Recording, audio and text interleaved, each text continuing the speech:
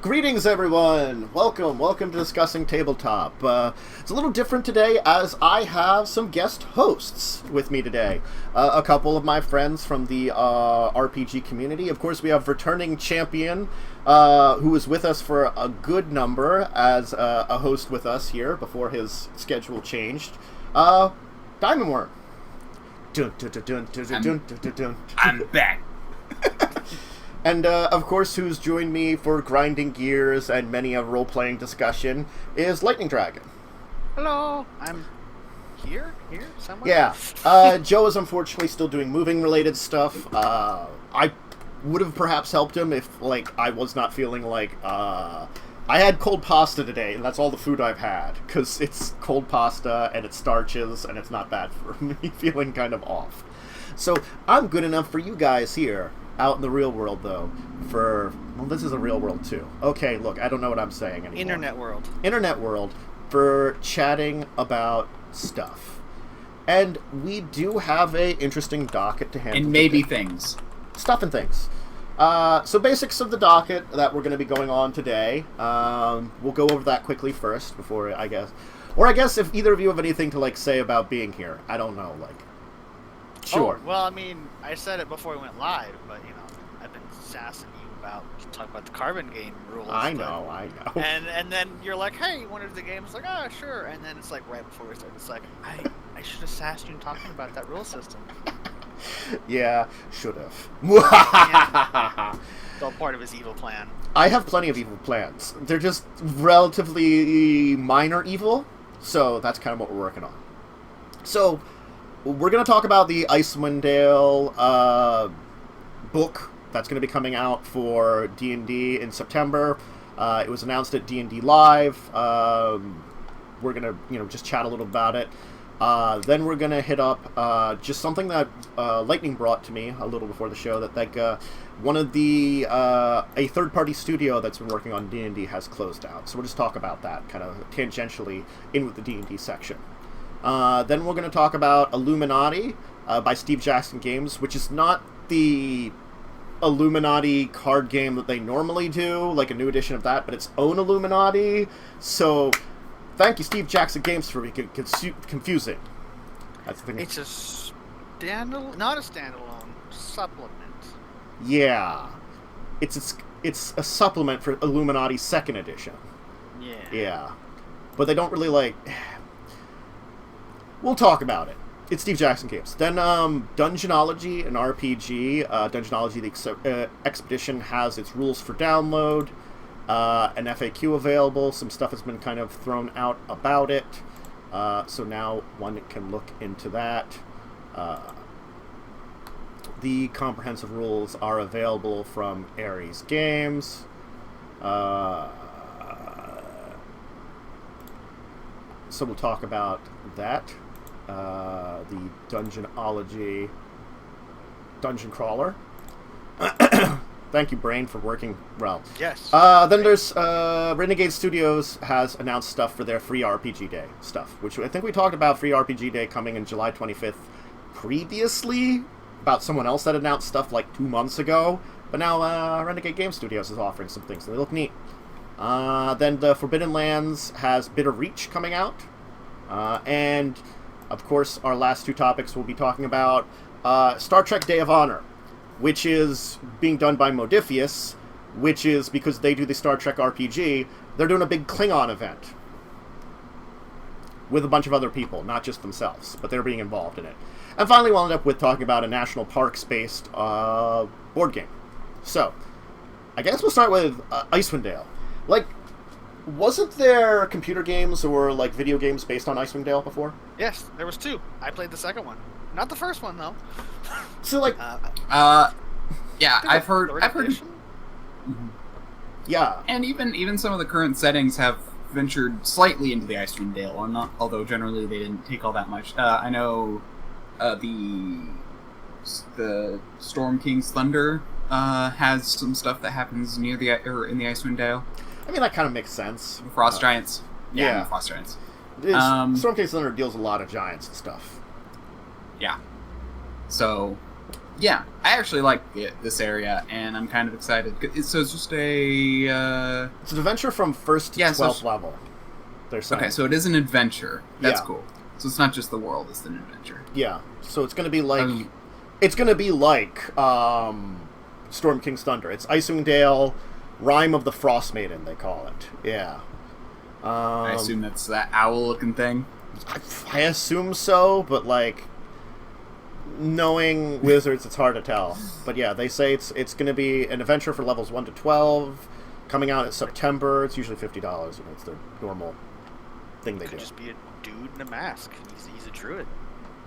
I mean... He's got owl fingers, so he might be like some kind of giant Owlbear. dude. It's Owlbear Man! Yeah, it's Owlbear Man. half man, half owl, half bear. Yeah. Exactly. Makes sense to me. Perfectly. Man, bear, owl. Also goat. There's some goat horns in there. Yeah, I mean, look, it's that wizard from Grinding Gears. He's been hanging out in Icewind Dale. Oh no. He combined all those weird animals. That's why we found, like, what was it? Deer, alligator, elephant? Was there one like that? I don't remember. Yeah, it was a deer There with was alligator legs and elephant nose. An elephant trunk. I Yeah. remember the flying beaver. Uh-huh. And then there was the dog gators or something. They had, like, they were crocodile bodies on dog legs or something. I don't remember. It was weird. Right? Yeah. And there's where the sporces came up, too. Oh, yeah, the spider horses.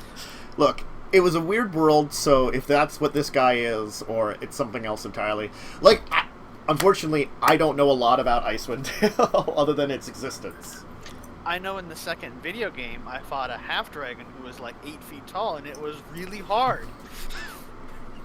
Yeah, That's sounds about all I right. remember from the original game. All I know is it's ice and it's awesome.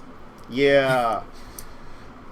I'm going to be curious how it's going to lay out. Is it going to lay out more traditional, like something like Storm King's Thunder or Dragon Queen, where you're kind of like going on a kind of more linear path, or is it going to be a little bit more open-ended, like Curse of Strahd? I would hope more open-ended. Yeah. And the next adventure is going to take place in the Greenwind Dale, the even more north and colder and misnamed. No. God. Yes. Yeah, actually, it's fairly sunny and warm in Icewind. It's when you go to Greenwind, then you better pack your warm jackets. They lied to you. It worked with the Vikings. Why doesn't it work with Faerunians? They're too literal. Yeah, that's true. They are too literal. Yeah, it sounds like there's like stuff to explore there, and just the way that they're setting it out with their kind of what they're saying about the adventure makes me feel like it is a little bit more open-ended in the direction. Maybe not as much as Curse of Strahd, because I feel like Curse of Strahd was very good at like being like, just here's a world, here's some stuff that happens in these places and these worlds. Good luck to you. I have never Yeah. played Curse of Strahd. Curse of Strahd's fun. I should run that for you. Yeah. It's been brought up, and then like life happened, and then real world happened. So it's kind of like, well, I'm just gonna assume that's never gonna happen. Like, I can say I technically never finished it, but like the storyline that I went with was very interesting and different. I did take some like influences here and there from like other people saying like what they did during it when they were running it, because I ran it after a little while after it came out. But there were some things that were like, I can say were definitely my own. Things like a high-speed chase with direwolves in a cart. That was fun. Oh, probably. Where like one of the Probably characters is like leaning off the side trying to repair a wheel, like in mid-movement that like one of the wolves rammed into, like, no, stay together, you know, like just patching it quickly, like the center of it so it doesn't pop off as it's like kind of wobbling a little bit, like, stay in the thing! As wolves are snapping at him, and like and there's an archer like trying to like shoot him away. It was really cool and fun, and it was interesting stuff like that I liked, that I was able to put in there. But you were saying more. Sorry. Yeah. Oh, I was just gonna say, when I ran it for some of my friends off of my stream, not on my stream, off my stream. Yeah. Because I did run one on my stream, but that one ended up falling apart because of life. Life. But anyway, probably my favorite part was how someone had like an ancient one deity, or what is it, for Warlock, old one. Yeah, the what is it? The Patron I know it's old the patron, ones. but what's the one? Yeah, is it the old Great one? old. Okay, It's great sorry, old ones. Yeah.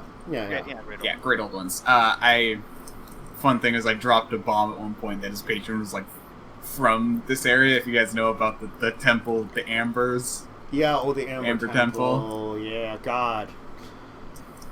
With all the evil gods in it, which that's the only thing I have to say. my team was all like, "Hell, hey, random powers, sure, why the hell not?" What's this? Yeah. Evil gods? I know what you're talking about. So I ended up being that I incorporated that one of the patrons was an escaped god that was previously trapped in Amber. That was fun. No, I mean, like, I think it's a good. That's one of the best adventures. I've not done a lot of the straight up adventures in 5th edition. Oh, I would love for them to do. I would love for them to do an expanded version of Curse of Strahd, like maybe an expanded supplement of some sort. Because the thing is Barovia is a lot bigger than just what they put in there. And there are other there's Dreadlords. A lot more. Yeah. There's like a dozen Dreadlords of Ravenloft. Yeah, so it'd be very interesting to see if they eventually do an expansion of that. Like the thing is, because like the thing about Ravenloft that I like is a lot of those Dreadlords full the classic like monster tropes. So there's like a mummy, there's like a guy who does like Frankenstein's monster and stuff. You know, that's like supposed to be a golem that is Frankenstein's monster. Things like that are very interesting. That you can like mimic to the real world, but they do it in their own way. You know, so it'd be cool. But yeah, definitely, like, I've played some of the Tiamat adventure, the first one, which I feel was very linear, but was fun, and I feel like there's definitely more of them that I'd love to play. So, I mean, I technically... What I found in... I was going to say, I technically own... Where is it? Oh! Aha! I own this and have never run it. It's mirrored. Geez. Dungeon of the Mad Mage. Maybe I should do that sometime. Do like on stream Mega Dungeon. See about that kind of. Because like a dungeon crawling adventure, just a pure dungeon crawling adventure, are always interesting. But I would wonder how they would work on stream. I want to run this at some point. Tales of the Yachting Portal. Those are nice ones too. Oh. Yep. But anyway, Moving on. moving on because we're being very distracted. I mean, it's good. Look, we're all D&D nerds, okay? Yeah. It'll happen. Distraction. Did that pop up very well? Oh, that popped up perfectly. Yeah. So I'm actually quite excited for the Icewind Dale.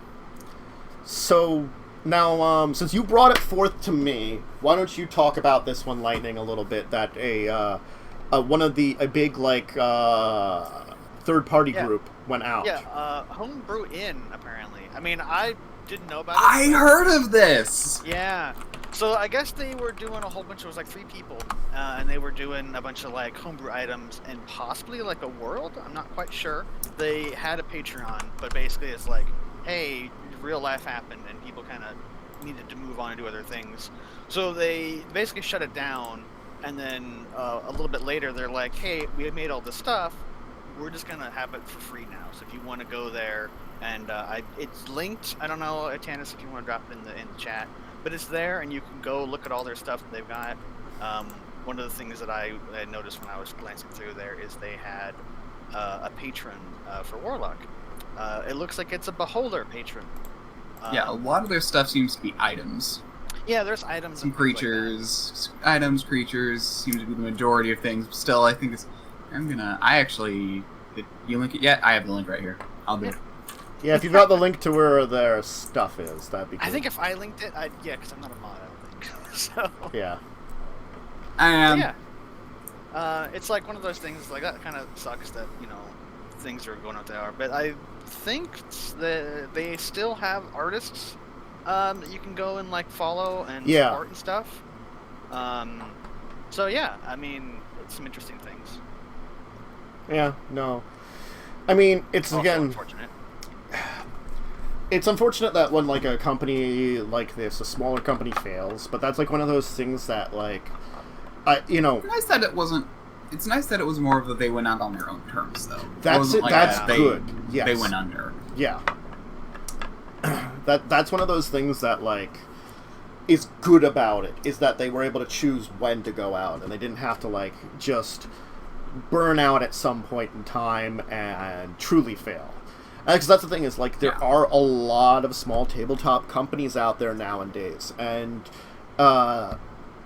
with especially what's been going on, you know, I've been worrying about a lot of them, because like, you know, there were definitely some that I've had her on the show that have been great to talk to, like what's going on with them in their lives and can they continue what they're doing, and a few people that, like, you know, I even talked to last year at PAX Unplugged that we haven't had a chance to have on, that would have been, you know, what the hell's going on with them, and, you know, they're small companies.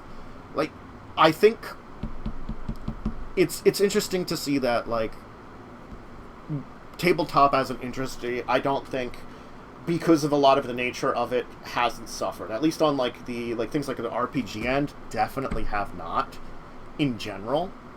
But like board games, I don't know. I just don't know. But yeah, board games kind of had a big resurgence, and I think this year is probably like the worst for them. Yeah, I'm sure, because like all those small game stores, they've been closed, and like, you know, even if you're ordering online, who are you playing with? You're not like getting together with people for a while. So maybe now is better. I mean, some people still have the groups, and that's what's hard. Is I feel like, you know, the whole online thing has really caused the biggest crush to those small game shops. I mean, like, whole online market. It's like, for me, I could have met with Joe, you know, but all during this time, because he wasn't really leaving home anyway. Like, it's just that we just didn't bother because, you know, it's like minimizing, you know, danger overall. Like, it probably would have been minimizing nothing. Vectors. Yeah, minimizing vectors. There probably would have been nothing. We probably could have continued with our, like, most Saturdays meeting up and doing tabletop games. Now, with him moving, you know, we'll have to see, like, I think, Blaze, who I think both of you are familiar with, and many of you on here are watch Grinding Gears and stuff are familiar with. He lives a little farther from me, but he'll live in the middle between me and Joe. So, like, I can travel, like, 45 minutes and go hang out with people still, which is 30 minutes, 45, depending on traffic, which isn't bad, but anyway. Not to continue also off topic, it's, there's going to be a lot of those. There are always a lot of those. Off topic is the best. Is the most. So, yeah, Homebrew Inn, they're shut down.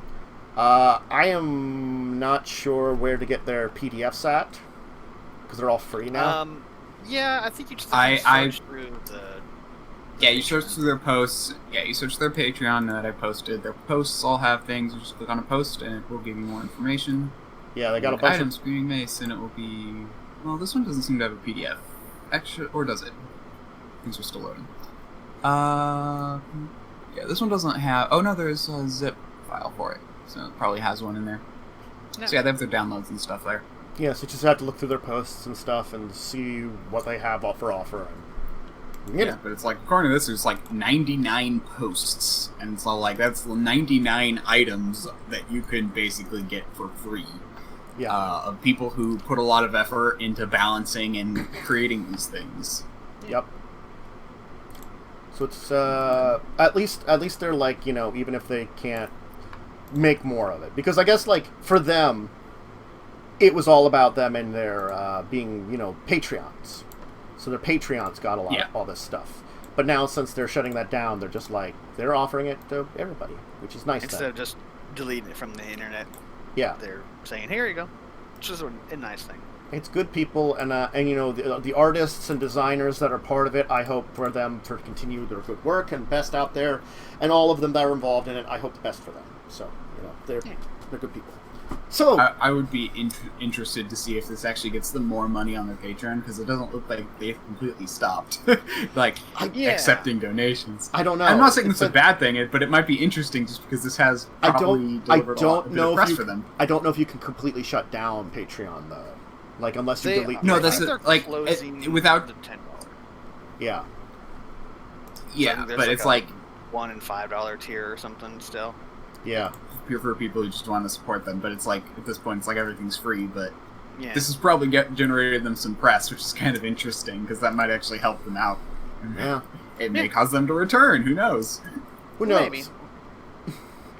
But we do have some more topics to cover, and of course, I want to talk about Illuminati Card Game by Steve Jackson Games. So this is technically a supplement for Illuminati 2nd Edition.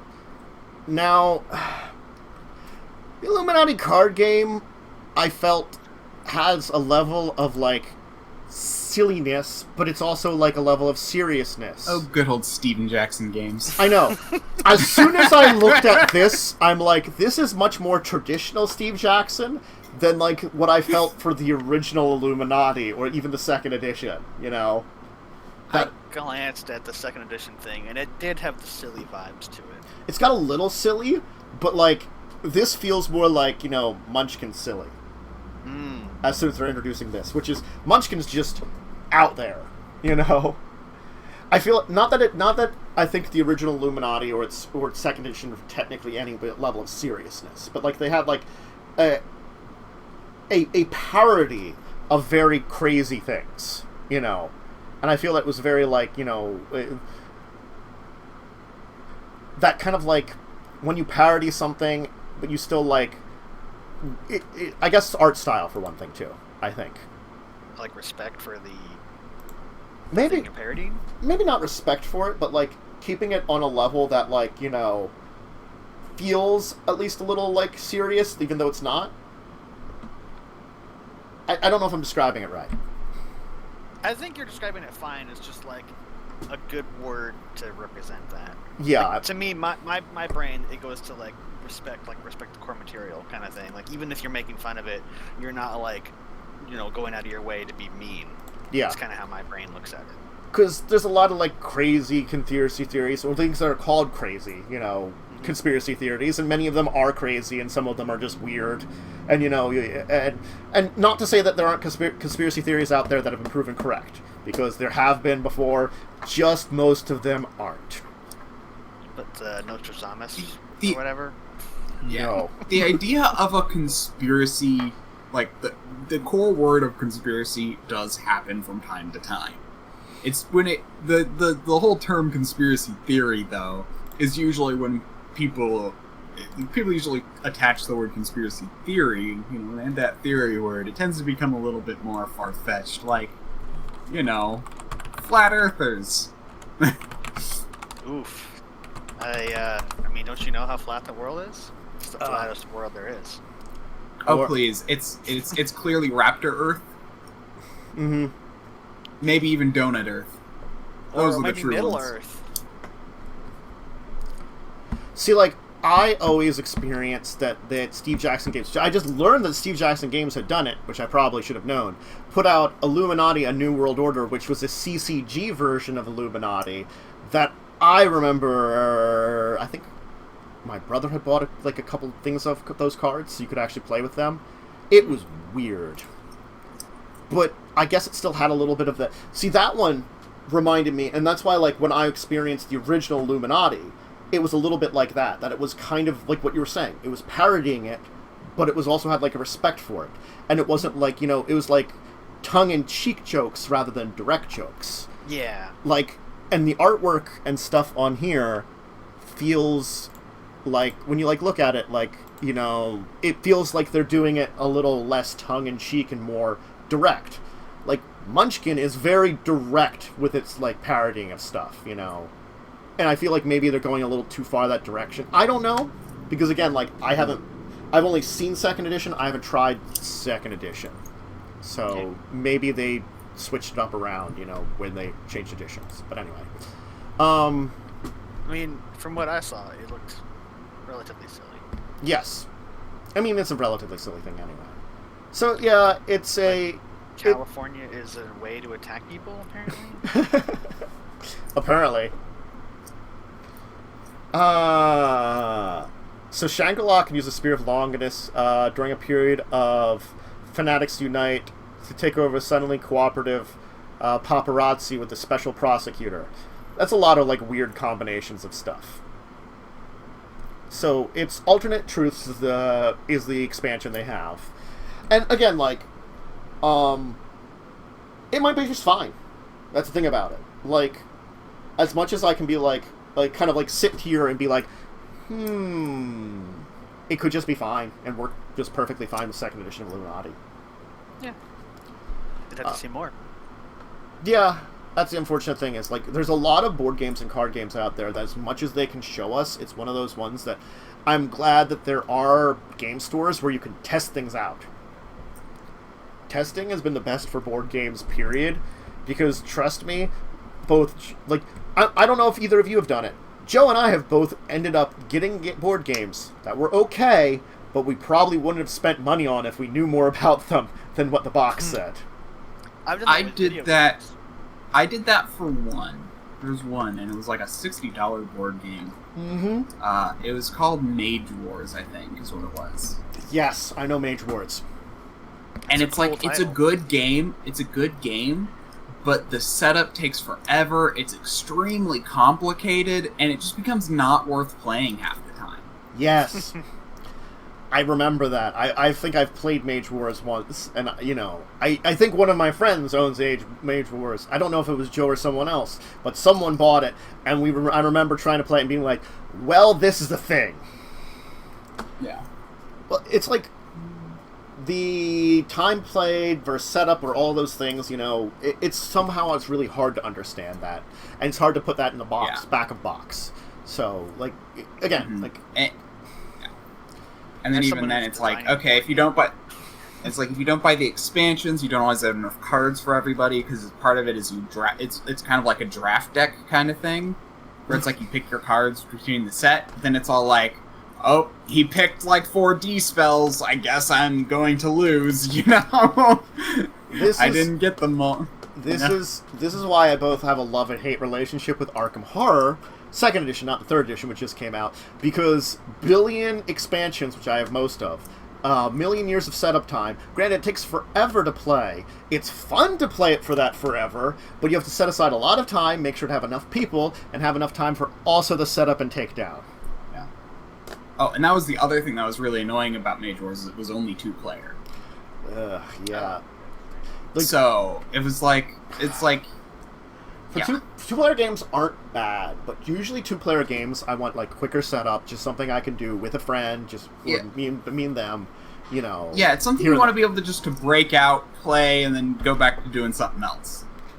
Whereas this one, it was a good hour and a half you had to dedicate to both the setup and then it's all... And that's the thing, is the setup was probably a half an hour, the game was probably an hour, but it's like, man, you're setting up for almost half the time you're playing.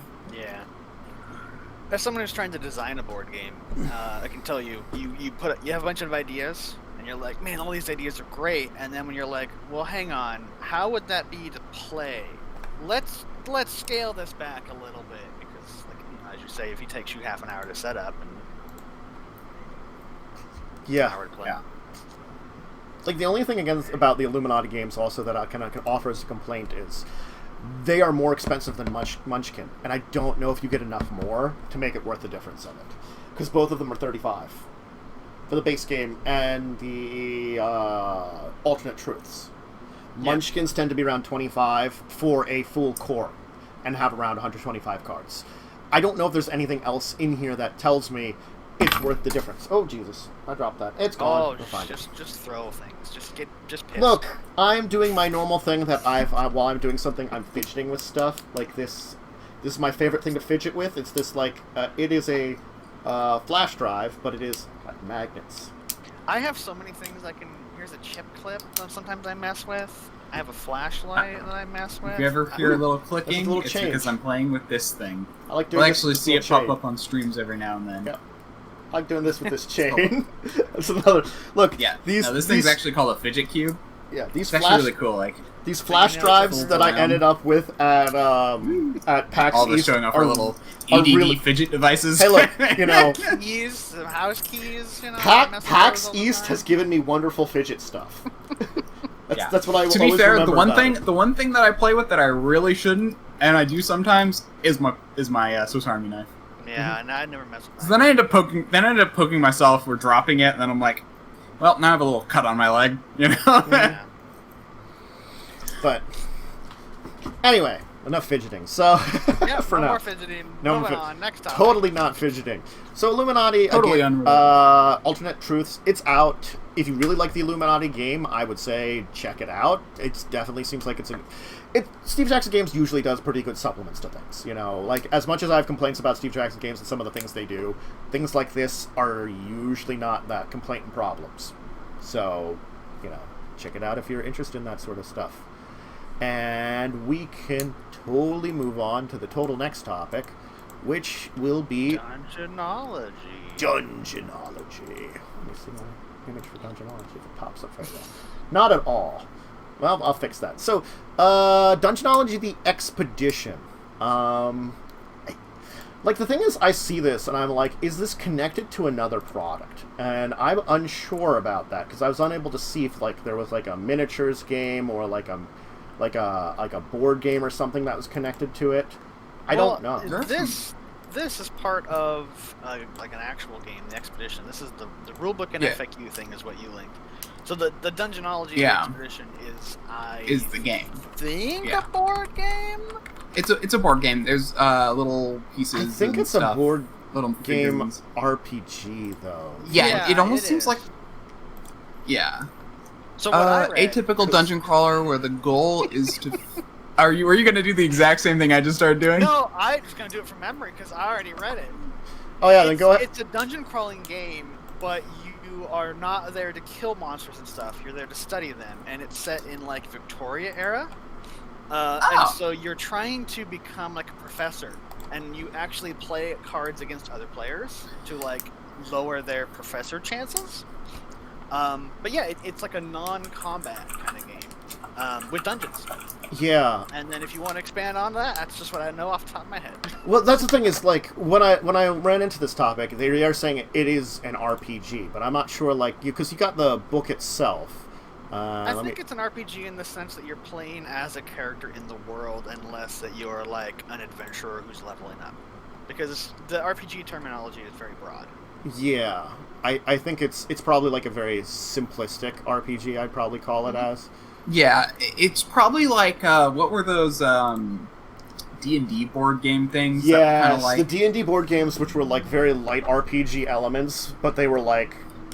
They were basically, effectively 4th edition, boiled down even more. Can you do that? I mean, what's to be left after that? pretty much a board game. It was pretty much already a board. It's like a, 4E is pretty much a board game with RPG elements. So you take away the RPG elements and you're left with a board game. It's kind of what they did. It's like there's no like towns you visit. It's just like you're walking around a dungeon, fighting monsters. And eventually, like, you might level up by flipping your card over to level 2. Boy. That's some D&D there. Boy, howdy, do I know some D&D. Yeah, no, this actually seems like a pretty... it seems somewhere... It does seem very much like that, like the D&D board games. I'm looking at screenshots of it. Yeah. They've even got, like, a bunch of little figurines for all the different creatures that you're, like, studying or whatever. Yeah, I think it's an interesting concept. Yeah. And, like, you also... It's pretty much a dungeon crawl. You place the tiles down, and so you can be like a randomized every time you play. It's like, and the thing is, like, I can't find the actual rules to download because, like, it's like weird because every time I'm trying to like link on it because it goes to a billion pages. I can. God, I don't. Oh wait, no, that took me to a different place. Why would it do that? Yes. This is incredibly confusing to see about it. I want these. Oh, wait. Okay, I found it, I think. Okay, I think I did find it. Click here. No. You take me to... Here's the one. I've done it. Here it is, at the bottom of this page, in whatever this is where it's linked. Oh, jeez. It's going to take, like, 4 minutes to download, though. Damn. Yeah. This is a very roundabout way to link a rulebook. Yeah, I mean, this is really bad. I mean, the here's entire a download button they can just click on. Yeah. I don't want to download your thing, so that's fine. But yeah, it hard to navigate website, but interesting looking game. Yes. And the idea of, like, combination RPG board games aren't a bad thing. Like, again, like, I really do like 4th edition for what it had. There were problems with 4th edition that I saw, but I liked the mixture of the board game aspect of it. You know, that actually I thought was really cool. Granted, you had to have a board for it, but I found it fun. You know, that I can't complain about that. And combining, like, in the character building wasn't bad. It just, like, as I'll always say, is, like, 4th edition D&D was just too out there. It felt like an entirely different RPG and not D&D. So I'm actually someone who kind of likes the idea of 4E, and I do want to run it at some point. But yeah, it's pretty much it's pretty much a board game with RPG elements. I will admit to that. The thing is, I want to try it. I don't know why. It just looks interesting to try at least once. Because I've played AD&D 2nd edition, 3rd edition, 3.5. I played Pathfinder, then I played 4th edition, I played 5th edition. I have my preferences, and they definitely be things like 5th edition, or if I wanted to do a 3rd edition kind of experience, I definitely just play Pathfinder, you know? But for 4th edition, I wouldn't mind playing it. If someone, like, said, like, I'm doing this adventure, it sounds really cool, do you want to do it? I might not be against it. The only thing about 4th edition I will always say is, I feel like because there's it's like Shadowrun. There's a lot of details that have to be put into everything. It's much easier to run off an adventure. Yeah, no, and that's the thing about it, that it almost seems like it'd be very fun if you wanted to do a very gamified... Because again, it's just very gamified, and... I mean, if you want that, you just play the Neverwinter MMO. It uses the 4th edition rules, and it's online. It's... Yeah. That was I've heard about that. Yeah, I've played it a little bit, but I never played with anybody, so I play it for a little bit and go, alright, well, I mean, that's online D&D, I guess. I'll go back to playing other stuff now. I'll go back to playing... real D&D. Other D&D, yeah. Yeah, I mean, no. I agree with you on it being gamified, because, like, literally it feels like it was made for video games. It was their attempt to reach a video game, to bring a video game audience into role-playing games. Hey, but it kind of alienated the role-playing audience. So. It did. It's like, hey, World of Warcraft people, come enjoy this. Totally keep with us, RPG people. You won't notice anything wrong. And we're like, Because, yeah, like, I liked the adventure. I liked the character I played through, because we were doing the one where you end up fighting Orcus. That's the only thing I know about it, is the end up fighting Orcus at the end of, like, all 6 adventures. And it was fun. You know, it was interesting. I liked I think, like, the first 2 adventures were great. 3rd adventure was awful. 4th adventure, we only got halfway through it, and it was okay. But the 4th adventure, they screwed you because it's effectively the entire adventure is a dungeon crawl, which you can't escape from, so you're never getting supplies, and you're stuck in an area for the entire time. Oof. Yeah. So you can't rest, you can't recover stuff, you can't find items, you couldn't trade or sell items, anything like that, where they had options for that in the other 2 adventures, and it made it so much better. Yeah, but anyway. So, but Dungeonology looks interesting. I'm like, maybe eventually these rules will be downloaded. They say 14 seconds left, but like I'm not. But then you have to scroll through a huge PDF. Yeah, the scroll through PDFs. I mean, look for yourself about how much of an RPG element it is, because the thing is, the people that talk about it technically referred to it kind of as. Oh, there we go. That's how you download it. Figured it out. There's a little button. Yeah. It's like, hey, here's this big banner thing, and then underneath this tiny little. I don't know if this is like Dungeonology Expedition, Dungeonology RPG rulebook, and FAQ. I don't know. It's confusing. Oh, I see. So this is supposed to be a thing, but the embed is broken. So you are supposed to be able to download it from the big thing, but it's broken. Yeah. Because if you hover over it, it says, "What happened to my embed?" Embed broken. That's what's going. Okay, so it's not as bad as I thought it was. It's just broken, which is a little bit. Also, that can happen. It is a 90+ minute game for 2 to 4 players. Mm-hmm. I just clicked a little info box. But anyway, God, every time I try to look up Dungeonology, the D&D book comes up, and so it's kind of hard to like look up more stuff about the like RPG elements to it. God damn it. You have to look up Dungeonology, the Expedition. Yeah, because that's separate. Yeah. An atypical dungeon crawler, because you're not there to kill the things. Yeah, I don't know why it was called an RPG and the place that kind of linked me to it, if it's more board gamey. I don't know. Whatever, we'll move on. It's like the D&D board games, which I guess it's like got a little bit of art. It's kind of a mixture You're of the playing as a role. You are a person who's trying to get a professor job. So, roleplay in the very basic sense of roleplay.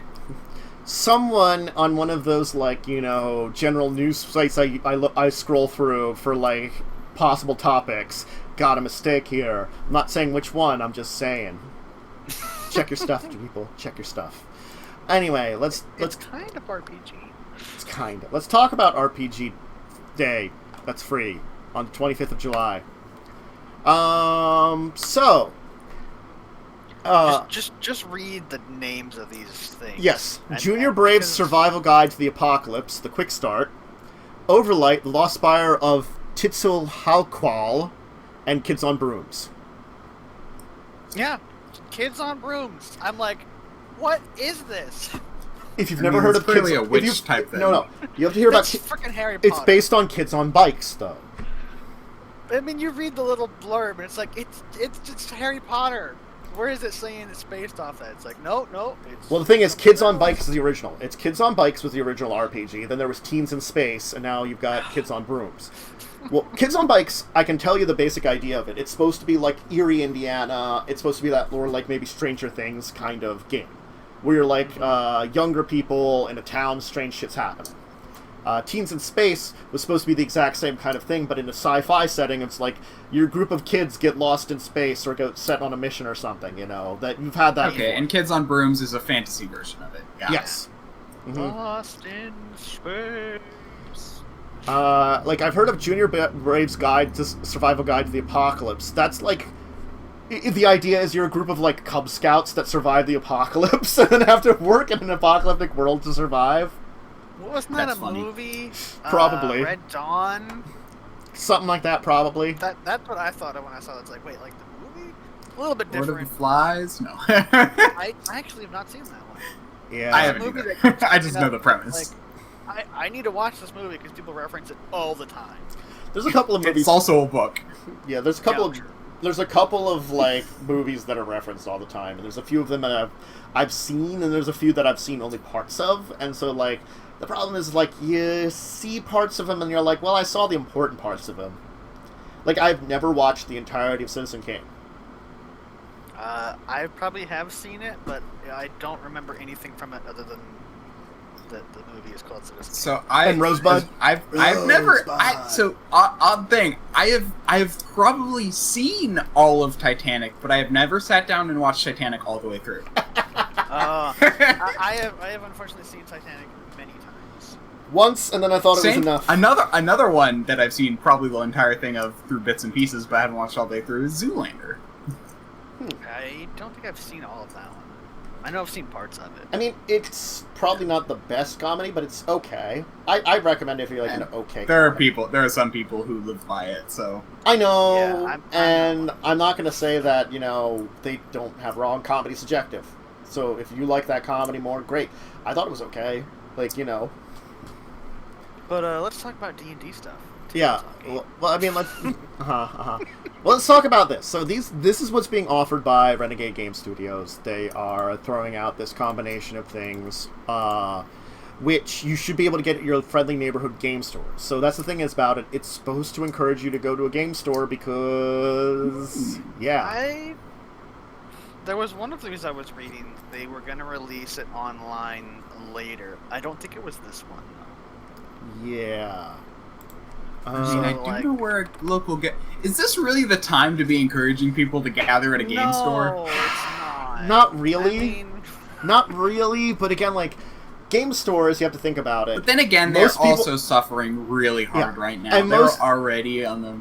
Most people that are going to go to a game store are going to naturally be 6 feet away from each other. And most of us are smart enough to wear masks. So, there you go. We're fine. Probably. Nerd culture. Yeah, we're probably going to wear masks, most of us do, and we're probably not going to get close to each other. The social awkwardness, how I know it well. The Overlight one looks interesting to me, out of the three that they're on there. But I guess it's a supplement or like an expansion? It's the Overlight's an adventure, it seems. Okay. It's an adventure meant to challenge players, not only with mystery, but a sense that somewhat important. If you already own the Overlight core rulebook, you can dive right in with this new adventure. If you're entirely new to Overlight, you can skip ahead to the Overlight Quick Start rules at the back of the booklet, which will provide you with everything you need to get started with the exciting setting. So they provide some Quick Start rules in this book because it's a free one. But if you have the core rulebook, you can just go in too. Yeah, but it's kind of interesting in that it's kind of slightly trippy. It's more fantasy. It's trippy fantasy, I think, is what it's like. It's like, which is a type of fantasy which exists, but I don't think we see a lot of. That's got like it's got like bright colors. Everything is like over the top. Things like that. It's dark and I'll be honest. Yeah, I'll be honest. Probably why I like Changeling the Lost, the second edition Changeling stuff. Yeah. As much as you don't like second edition, I gotta say, this is the one I much prefer, the New World second edition stuff. As I said, I think the two Changelings are the ones that I could probably take or leave either of them. That's the thing about the two of them. Because I don't have a huge experience with either of them, and I like both concepts very cool. Because they are opposite concepts. You have like... That's fine. It's an alarm for something else entirely that I already did today because I knew I was going to do this. Yeah. Like changing the dream. I think I said this in a conversation with someone, PD, but changing the dreamer is all about your fae that have been placed in place of mortals in the real world, and you don't know that you're fae until later on. You're learning about in your heritage, and the other way is you're mortals that were kidnapped by fae that have been in the fae world. Yeah, no, it's the exact opposite. You play the exact opposite role, and I like it a lot more, and it becomes a lot more fantastical and a lot more trippy. I'm sure, because it's it's one trying to explore the Fey world, and one you go in this Fey world trying to gain some semblance of the mortality that you've been stolen from you, And both are very interesting ways of doing things, and that's why I feel like the two of them are the best when it comes to World of Darkness and Chronicles, unless the other ones just are kind of the same thing but slightly different. Yeah, which just is kind of annoying sometimes because it's which is really off-putting to a lot of people. Yeah. But, World of Darkness. Yeah, World of Darkness. I like it, but they've got some issues here and there. I like them both. And I think someone gave a good... I read a good comparison is that, World of Darkness is a bunch of different games with very similar systems. Chronicles of Darkness is one game with a core book and a lot of supplements to tell you what you're doing. So, yeah. So it's sort of you bit one Chronicles book and could run all of them and then just be the different things, instead of each of them are very similar and not sort of compatible in the middle. I mean, my opinion on the White Wolf stuff is basically it's fine, but don't mix them because they don't feel like they're designed to be mixed together. Because some of them are, some of them aren't. Yeah, they don't.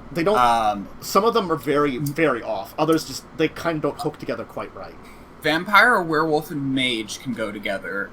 In the newer versions, beast becomes very weird. And demon, the new demon, is way overpowered. Any other. Demon the Fallen is just so out there.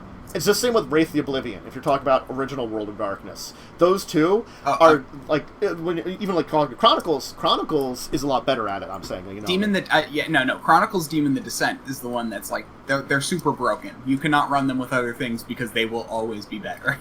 It's a little bit the same in original, because demons were just sort of out there. Same with Wraiths were out there. I think, mummies, hunters...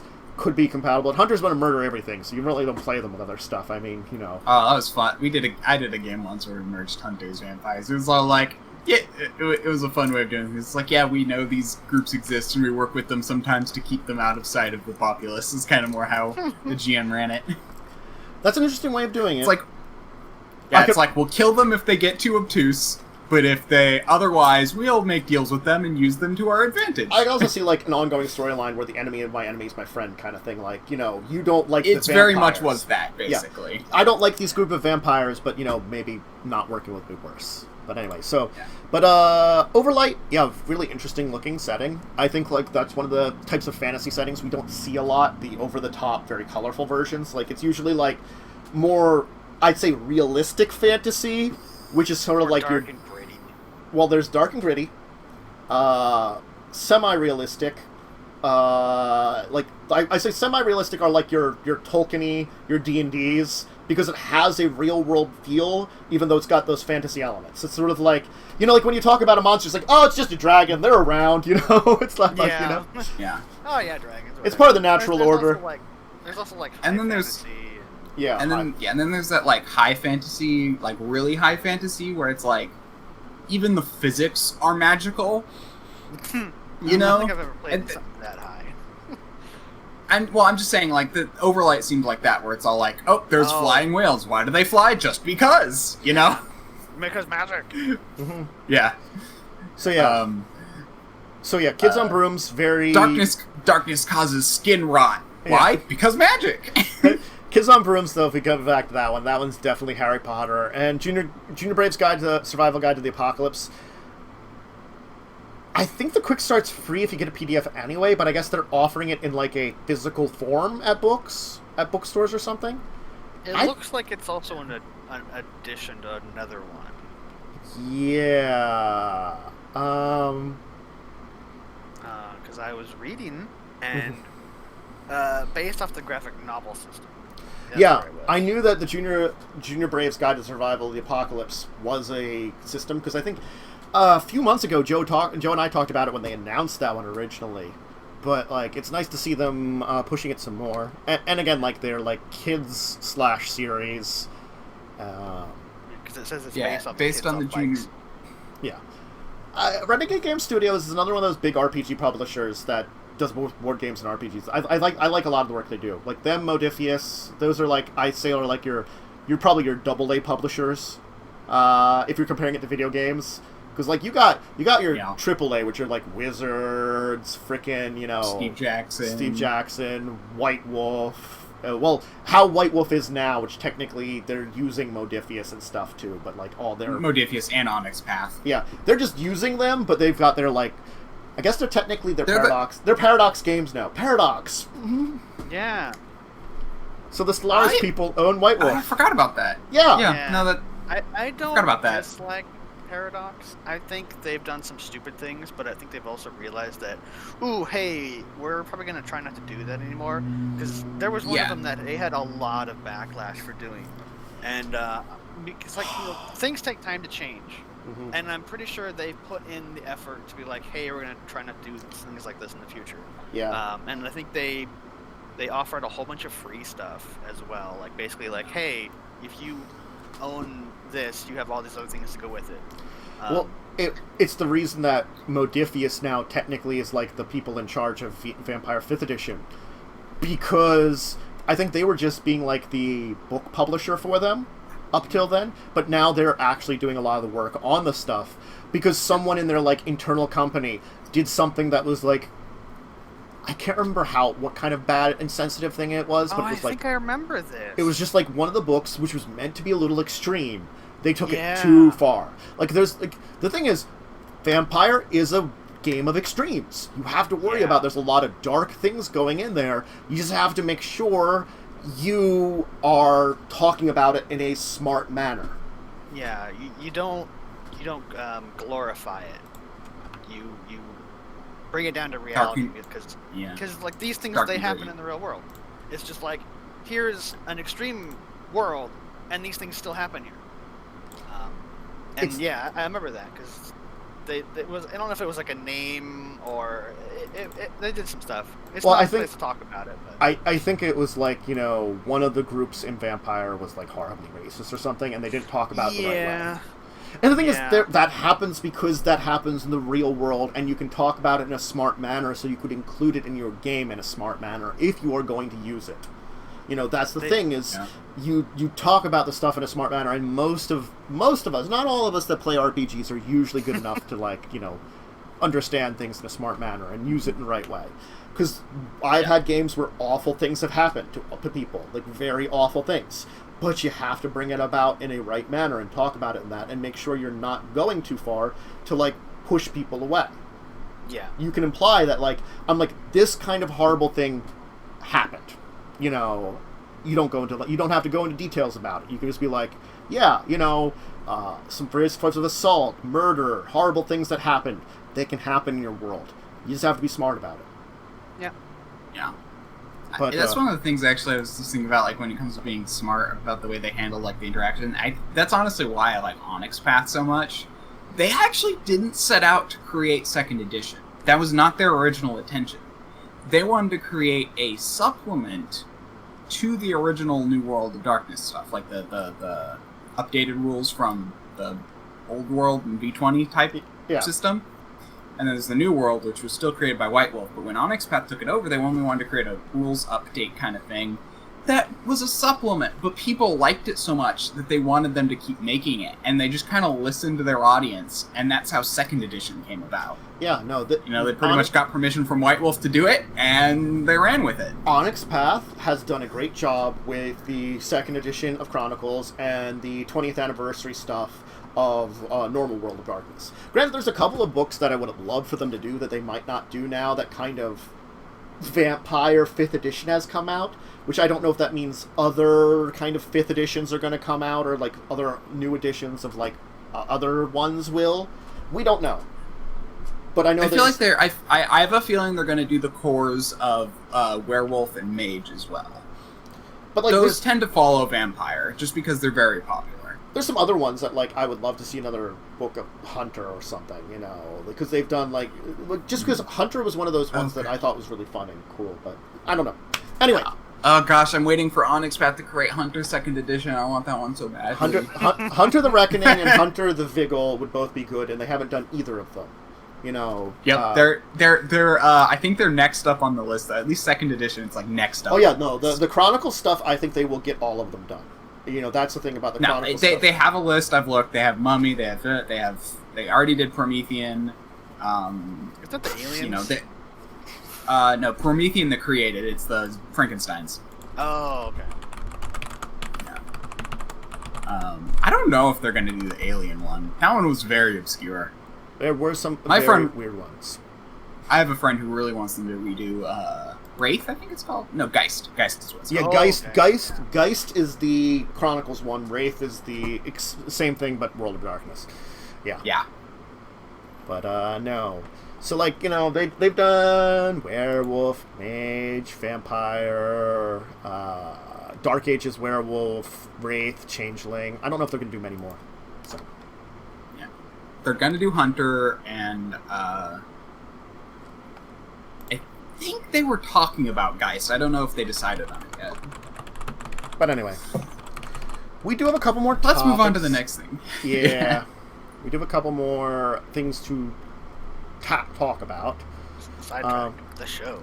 This is the show itself. You know. Do you like me being back? I tangent a lot. The fact is, Joe and I tangent all the time. You kidding me? I know, but it's true. It's true. You guys do too, but I feel like I just add this extra wedge of tangent. No. The more people you have, the more tangents it is. Not that's a bad thing. That's true. But like, you know, that's true. On your average show, that's not bad. Like when we have like this week, we're not going to be too bad because none of these topics are like, you know, heavy topics.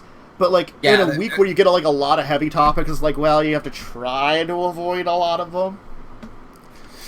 But hey, you know what? Free League Press is coming out with something. Let's talk about that. I didn't have a picture of the book, so I just have this nice art picture that they put with it. It's the Bitter Reach, an epic campaign module for the Forbidden Lands RPG. So, little basics here. If you're unfamiliar with the Forbidden Lands RPG, it's kind of classic role-playing game. Very sandboxy, you know. It's basic fantasy with a kind of their own version of a world, own rule set, things like that, you know.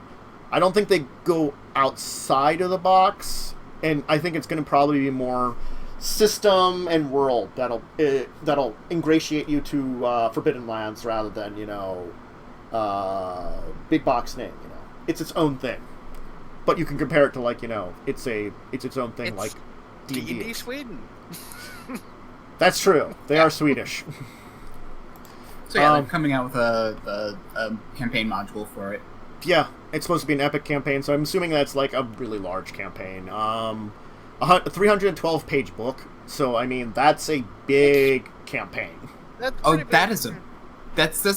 a. That's like wait, let me pull out either of the Pathfinder books. First edition is right here. My beat up first edition book. They're both going for books, and I'm just kind of like, yeah, that's a pretty big book. I'm just trying to see. Yeah, that's bigger. That's bigger. No. Okay, this is 570. It's bigger than Tomb of Annihilation. Yeah. So it's all about going to these icy southern lands. What's it with icy southern lands and these companies nowadays? I don't know. It's just 2020 is the year of the ice. I mean, I hope not when December comes. I think. Yeah, well, I mean, let's be real. There's probably going to be a nuclear winter after the end of the year. Oh, God. There was another book. I have the PDF here. Blaze had linked it to us, and it's like just a D&D 5th edition supplement. Griffin Saddlebag. Don't open it with this. Yeah, and a bunch of the classes and stuff in here are ice-based. It's like, you want to play an ice sorcerer, here you go. And there was some other thing that was kind of ice-based, and it's kind of like, and now we're here, and we've done 2 different things: Icewind Dale, and this Bitter Reach, and then that's 3. That's 3 things about being cold and adventuring in it. Oh, they got a hex-based map. To be fair, it's not uncommon for cold things to come out in the summer and warm things to come out in the winter. Yeah. So the thing is, the book explains with a huge map to hex crawl, which means I'm assuming it's a hex-based system. New rules, encounters, monsters, and the full campaign. That's fun. Yeah. I was reading about hex crawls. They're kind of crazy. Okay. Oh, sorry. If you want me to go into detail, if you don't know. I don't really know about it. I'm not entirely sure what you're talking about specifically. All right, okay. So a hex crawl is where you literally will make a map based off hexes, and each hex has a couple different things in there. So it could be like a town where there's a bunch of people that need help, or maybe there's a couple different a goblin encampment, or maybe there's a cave full of trolls or something, and you literally explore the entire map by placing down hexes, and then each hex has different things in there. And there's a little bit of how wide each hex is. It's between 3 to 6 miles. It kind of depends on your DM and your rules. And so what you end up doing is you create the map as you explore. That's so it's cool. very dynamic. I need to do this. They're doing something I need to do this. I need to do this yesterday. Could you? I'm assuming that would work pretty well in Roll20 too, probably. Probably. I mean, you can default to just have hexes for your grid. Yeah. And then you could probably just roll what kind of encounters you want. But yeah, it's like a hex crawl. I think is kind of if you just do Google search for that, it should come up and give you some information on those things. Yeah, because I was looking up something different. Because I was trying to figure out how to do something, and I just stumbled onto because I think I was trying to make a map. Mm-hmm. And then I was hex-based maps or something. And I came up with hex-based dungeon crawl. And it's what? But yeah, so you the entire adventure can take place in 1 hex. Wow. Yeah. Depending on how much stuff you put in there. But I think it's designed for you to go and explore. That's pretty cool. No. So many ideas. So you're welcome. Well, I mean, they mentioned it in the book there that it's a huge map to hex crawl. They're specifically this is your map, hex crawl it. I guess that might be some of the techniques that are used in Forbidden Lands that I didn't even realize. Yeah, it's very possible that they were doing, and that would explain why it's 300 pages and stuff. Because they probably have rules on how to roll for encounters on each hex, and these encounters are things that you could clear out. You have you start off in a town, and this town it's just 1 hex is this town, and then you could be hey, we want you to go and do some things, and you can go out and clear out places around and then like gain favors with the town or expand on it. And you could also just discover different cities or castles and stuff. Ah.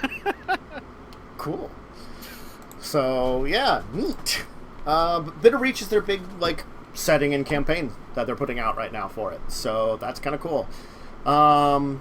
So it is, because I guess it is supposed to be, they call it like a sandbox survival RPG, so it probably has more elements, like, you know, I'm not sure. Okay. You're supposed to kind of bring in there. You know, it does sound like a much more exploration-based. Yeah, I mean, if it's using the hex crawl system, that would make sense. Mm-hmm. If it's not, well, whatever. Maybe they have their own ideas. Maybe they're including it now, too. Yeah. It might be like, here's how to use a hex crawl with, you know, Forbidden Lands or something, you know? Mm-hmm. Hard to say. That'd be pretty cool. Yeah. But it's also... I was joking about that whole dark fantasy thing. I believe it's a dark fantasy. It's talking about bleak Scandinavian darkness. So I mean, yeah. Yeah, well, I think it's like, it's classic D&D mixed with I guess Scandinavia has like I think their fantasy is very dark, you know? It could be, yeah. And from what I've heard about it, like, you know, the little things, like a lot of their legends are like very like everyone dies kind of thing, you know? And then rocks fall and the party dies. Yeah. Yeah, Scandinavian like fantasy and kind of stuff has always been kind of dark, and I think they're trying to add a little flash of that into your, you know, classic D&D. Mm-hmm. So I don't know if they'll necessarily go full dark, but it's probably a little darker than your average D&D, you know. It might be darker than your classic D&D. You know. Yeah. So it's like characters are not heroes set on missions, but instead are raiders and rogues bent on making their mark on a cursed world. Yeah. So that's kind of like gets you the difference. You're not necessarily a hero. You're just a person that you know, wants to make a mark on the world. I believe you can also build up like a settlement as well, or I may be going crazy and no strongholds. Yeah, they talk about strongholds. I don't know if it's included in the original book, but it's definitely included. They talk about it here. Yeah, probably. No, they do talk about it. Oh, they got a box set. Look, I'm just saying, I like a good box set of stuff. I'd be curious to see more about this. You know, I also wonder what the price would be, because that's a lot of stuff. Is it on here? I don't remember. The Forbidden Lands box core box set is right now $38. Okay. The Bitter Reach campaign book is going to be $36 approximately. That's not too bad. Oh man, they have a Bitter Reach cloth map limited edition. Wow. Man, cloth is very nice, but also like, there's just a single player's handbook and game master guide. They're both actually only $23, like $22.50 about. That's pretty reasonable if you consider the wizard prices. Yeah, God, the wizard prices have been like a weird standard, but they're also not great. No, it's because like, hey, we're Wizards of the Coast, give us money. Really is their attitude. Yeah. Like, I'm sorry. The amount of, like, it's usually, like, this giant book here is, like, $60. A normal D&D book is, like, $50 for, like, something. And it's, like, maybe half the size. Maybe $40 if you're lucky. But no, I mean, that's interesting. I think if it really was a hex crawl, it'd be absolutely insane, and that would justify the epic adventure, because it would... You could play it forever. Mm-hmm. Pretty much. Wow. Like, contents in the box. Wait, the box set is $38, but it includes a hardcover player's manual and a hardcover game master's guide. Wow. Wow. So why? What are you guys on now? We were talking about Forbidden Lands a little bit. Why would you just not get that? Because rather than spending $23 for each of those, you could get just $38 for both of them. It might be discounted to get people into the game. I guess so. That's like, here, have this box core set and have everything in it. Like core set. Yeah. That does actually make sense. You know, just Still, anyway, we should probably move on, though. Forbidden Lands, it's cool. It's really neat that they're putting this out. It's, like, I always have had a little interest in it, but now that we've talked about it more and, like, the entire idea of this X-Scroll kind of makes me more interested in it. Yeah, if I definitely... that'd be interesting. Mm-hmm. Yeah. Now, the idea of, like, a hex-based crawl map, I actually am already generating ideas for it, and I want to run this really, really badly. And I will be watching videos probably the rest of the day on hex scrolls. I know there's at least one or two, because I saw one, and it was for, like, oh, addendment. It's like, wait, so this is part 2? Okay. Yeah, I saw one by WebDM. Yeah, that's them. So, something different and also very nerdy, we're going to talk about the Day of Honor, which, because it's involving Modiphius, who do the Star Trek Adventures RPG, we're going to talk about it.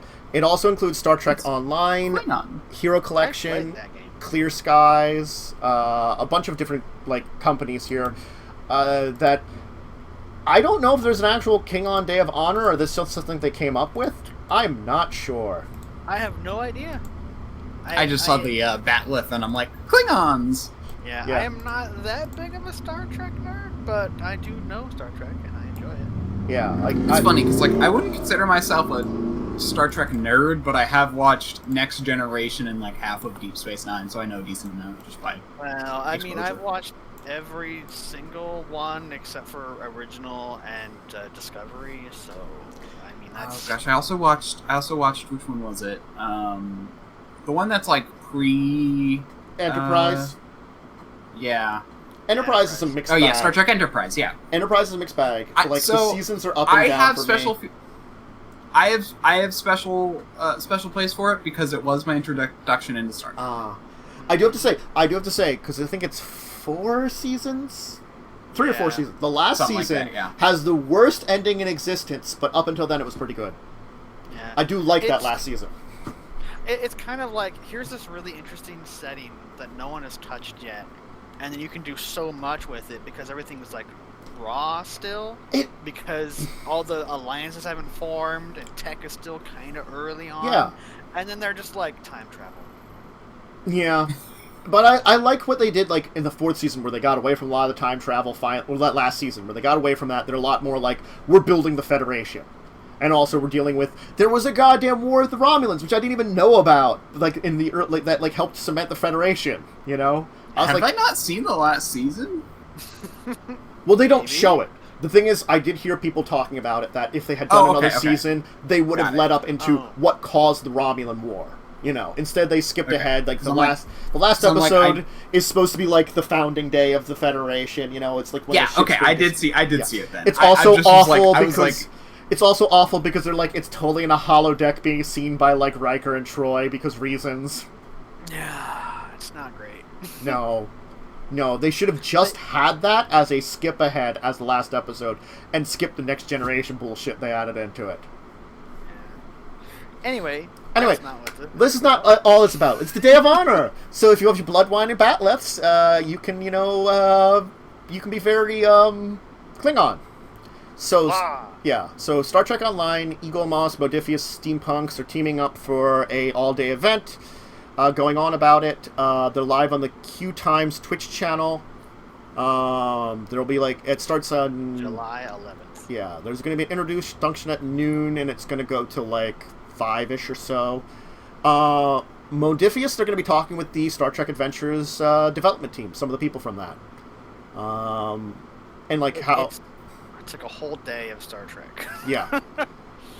So some of them I'm definitely more the first stuff they're doing, and they're talking about Star Trek Adventure stuff. Then they're going to go into a Hero Collector, which is the Star Trek Online collection.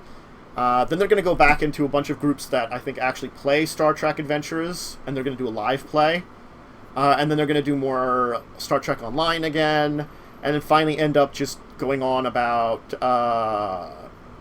Star Trek and Klingons in general, with some actors from Star Trek Discovery and stuff, and things like that. So, the best Star Trek series.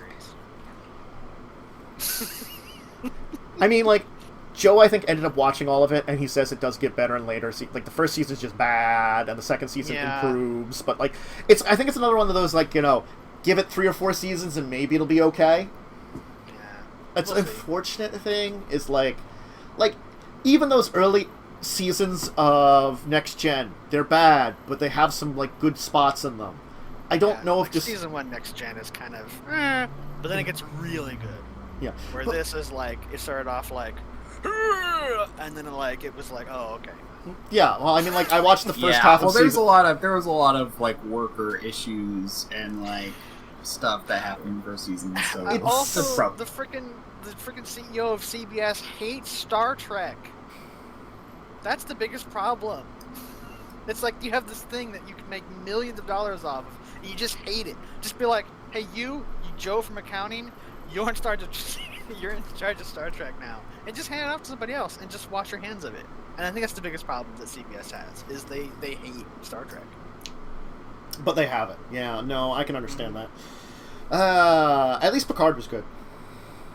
I saw episode Picard's, I feel like Picard is the best captain. Well, I mean like this series. I have to finish the last couple episodes, which she'll yell at me because I keep like not watching them because I have like finished the last couple episodes of Next Gen. No, of Star Trek Picard. Yeah, the new. Picard. I didn't. Sorry, I forgot about that. Yeah. I haven't seen that yet. It's good because it still feels very next gen, but they take some like more interesting lessons from more modern day like sci-fi and stuff that it does have in more of an ongoing storylines. Though it does have a lot of like adventure of the week that's related to the ongoing storyline, which I don't mind.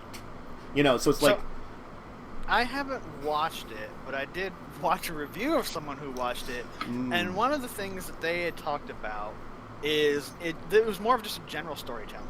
Mm-hmm. And they were saying, like, the problem some of the later things had... actually, I think he sung the praises of Voyager, which is my least favorite Star Trek series, because they have, like, an overall series arc, and then you have, like, a season arc, and then you have an episode arc.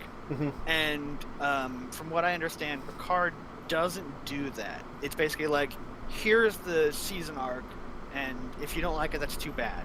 So you kind of have to watch it from 1 to 12. I will say that, yes.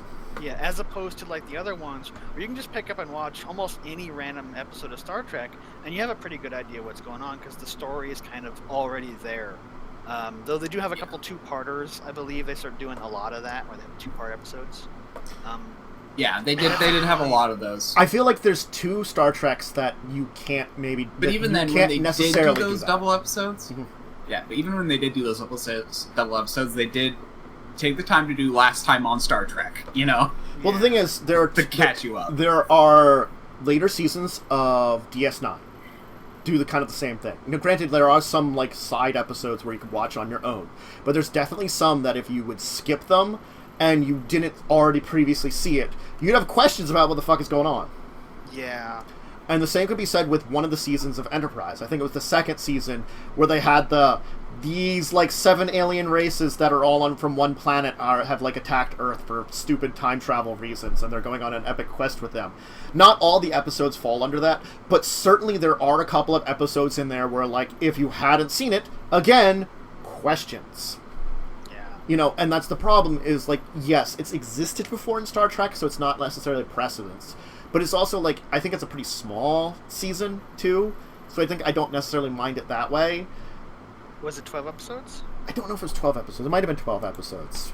I do want to say, though, it was like 12 or 13. I do want to say, though, the one thing about it is that kind of long-form type episode, like, overarching episode thing has become significantly more popular. 10, okay. Yeah. Has become significantly more popular due to due to basically the concept of binge watching, the fact that you can sit down and watch something, and the fact that it's like if you don't need to, you can pay for our subscription and get caught up. It's kind of how they do it. I think it's also because storytellers can do that because of streaming. Yeah, people can binge watch it. Before, I'm all for it. Really. Yeah, I mean, one of my most favorite freaking TV shows, just generalize it. We'll get a little bit off Star Trek here for a second. Yeah, that's fine. Is Adventure Time, if anybody has seen that. I need to watch that. I want to. I know it's really good. Amazing. it's kind of, it has that same like Next Generation thing where season 1 is just kind of like, woo, we're just having fun. It's kind of weird, and it's in that season 1. It's very I want to say Simpsons thing, where basically everything kind of resets to 0. Where the problem is just kind of, it's just in the episode, and then basically the show became so popular that the writers are basically just, here's a bunch of money, make the show, and so they're like, okay, so they wrote up this like huge entire series storyline. And these kind of throw you little bits and pieces as it goes along.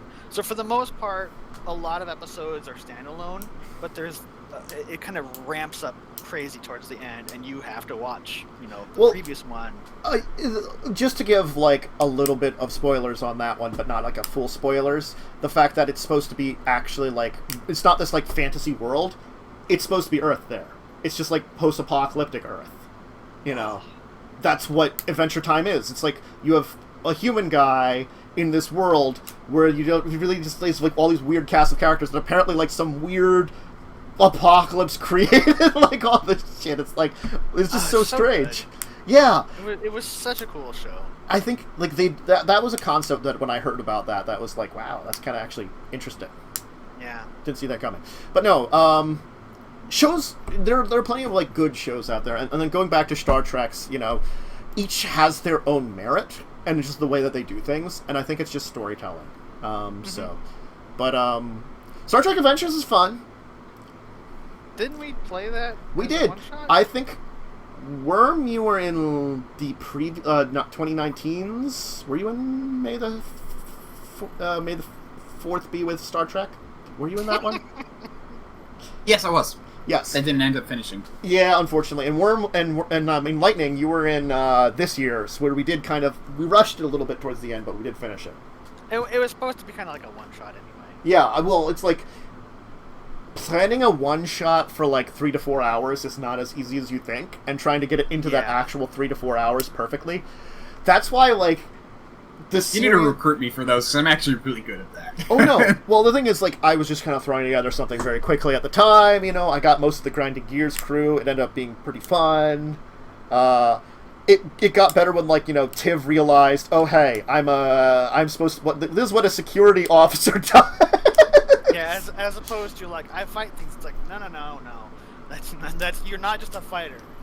You also do that, but you're also, like, in charge of a bunch of things, and the weapons on the ship, and, like, all this other stuff, it's like... Yeah. And I was an engineer who failed a lot of roles. Yep. No, I just... I'm not trying to brag, but I am oddly good at being able to fit things into a one-shot. Yeah, no, like, I think I've gotten better at it. I'm very good at judging how long it will take players to do things. I'm usually pretty good at that, but I've given, like, 95% of the time now, when I just bullshit something, I'm just like, let's see how long it lasts. I just want to point out both Wednesday games, the one that Tannis is DMing. How on track are we? We're like behind an episode probably. For Karen Crown? If we called it episodes. I don't think you're necessarily behind an episode, because the first part is supposed to be a very slow burn. Like, it is a little bit of a slow burn. Like, I think... it feels like we are stumbling around. You are stumbling around a little bit. Because, like, when you're like, hey, here's all these different research places you can go and you can research these things, it feels like that is what you're supposed to do, but because we are role-playing in the game, and someone's not handing us a script saying, this is what you're supposed to do, that it feels like we're bumbling Well, that's around. why I'm trying to, like, be like, well, you met someone that was like, you can do all these things, and that was supposed to be the helpful thing on that, kind of like to push you onto that end. And the game after that I have with Mads as the DM, we were in a pocket plane dimension for like 5 episodes when it was supposed to be like 2 or 3. Look, the fact is, I am not a great judge of things, because I think before Worm joined it in Legacies of Kain, they literally spent like 10 episodes, I'm sure, on stealing a goddamn staff. It was planning, implementing the plan, implementing all the side plans that they needed for the original plan, and then finally doing the plan. It was such ridiculous layers.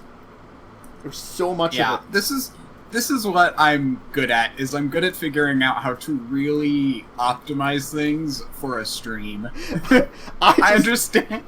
Like, well, I like letting people do their thing, too. And then it's like... totally. But it's like, I'm like, okay, so we've discussed this, but now... let's actually talk about the points we've discussed so far, you know? I kept trying to do that, too, but then they came up with, I think it was, a 6 or 7 layer plan, that, ended up having to, do all this stuff for, and I'm like, God, this plan's ridiculous. Yeah. That's D&D. We will still take an episode to discuss we still took an episode to discuss our guerrilla plan, but, The guerrilla plan, at least, was a lot more... They learned a lot from the plans in London, so that by the time you got to Berlin, where you have to steal a gorilla, they were much more efficient at it. Yeah. I mean, when you talk about these things, you're like, man, this is, the insanity of, some of these games. But that's the fun thing about RPGs. How often do you get to steal a gorilla from a zoo? Well, I mean, the next thing we're going to be talking about... we'll talk about that in a minute. But, so Day of Honor coming up on July 11th of this year, starting at 12 p.m. Modiphius has... time? What? Is it? I see PT. I'm assuming it's Pacific time? That's probably Pacific time, yeah. Yeah, Pacific time. Yeah, Pacific time. So Pacific time. So my time, not anybody else's time. My time, not time. Oh. So technically I'm Pacific time as well. It'll be next week, right around the back end of the show. So when you finish up here, you could always go run off and check it out over there. Yeah. Because that's a week from now. Also, a happy 4th of July for all my American viewers out there, because I forgot to say that, and it is. Because I keep forgetting that. It is that day. And happy birthday to my sister. Ah, that's very nice. Is she also as old as America?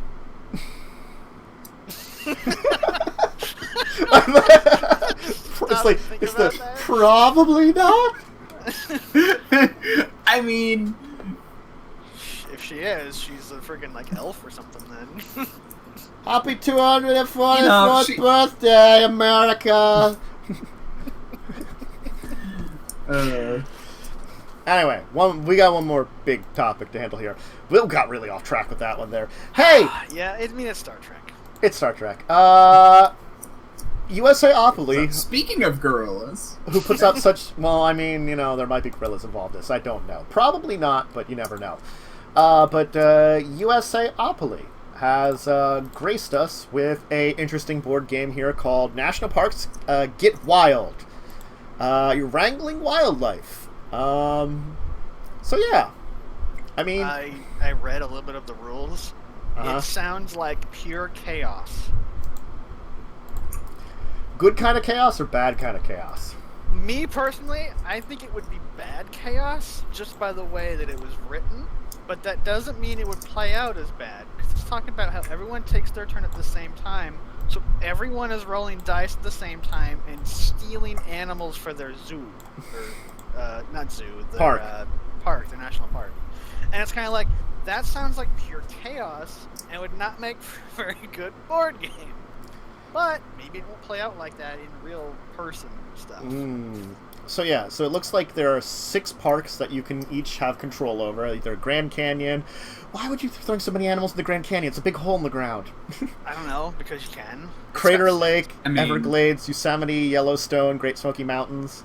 I guess there are animals at the craters or the canyon's edge. Snakes, apparently.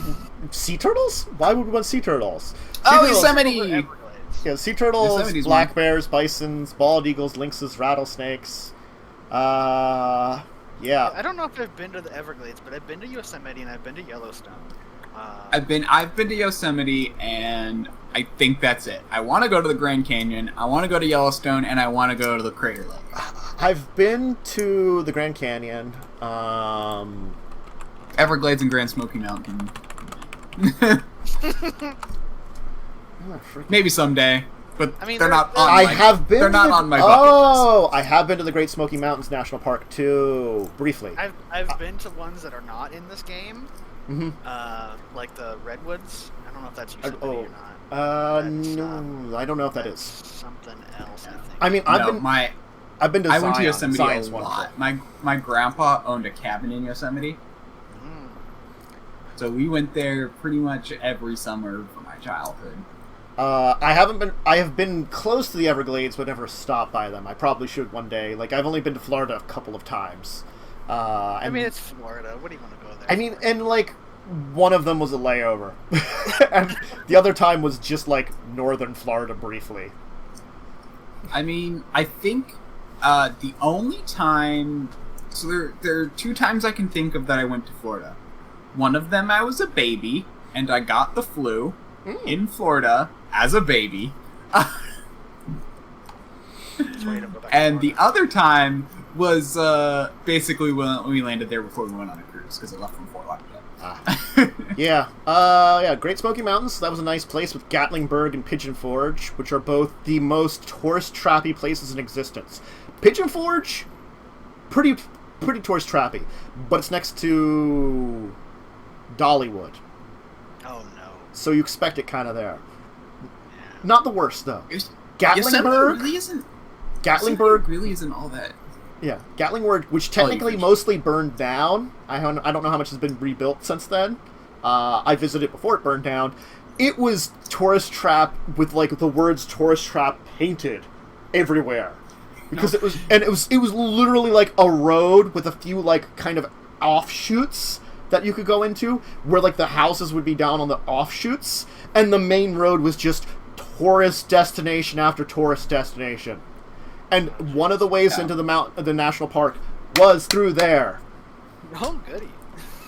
So we had to go through there to visit it. I have a feeling Grand Canyon is very tourist trappy.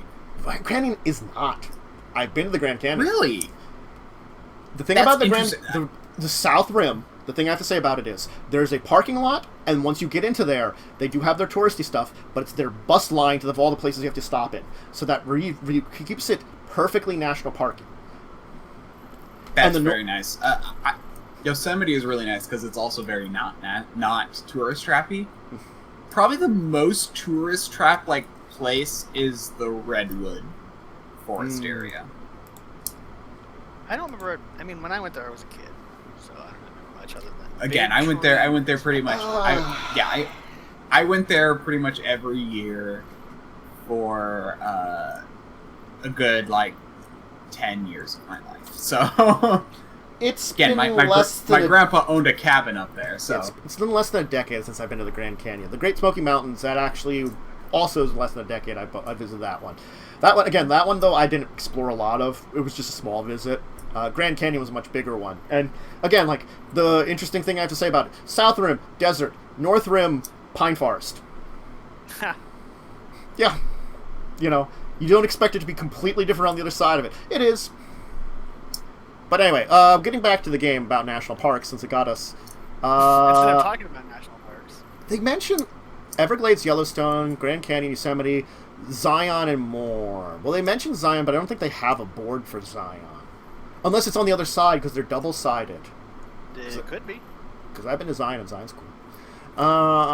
Yeah, so you... I don't know why, but every time I hear the name Zion, I think it's like a fake place. It just sounds like a fake name. It's all Fallout New Vegas' fault. No, it's from the Gundam, original Gundam. Yes, because it's like that was Zeon, like the evil people were Zeon. Yeah. They weren't evil. They just weren't wanted evil. Representation because the Earth has been ruling over. No. The original one, the Zeon, I thought were the people on Earth that were all like take over the colonies. That's Gundam Wing, I think. No, Gundam Wing was where the. No, they did that also in most of the Gundams. There was a few that was the reverse. Yeah. Look, Gundam is confusing. Let's not go Gundam. We will get into like such a discussion of trying to understand that entire franchise that will cause your brain to explode.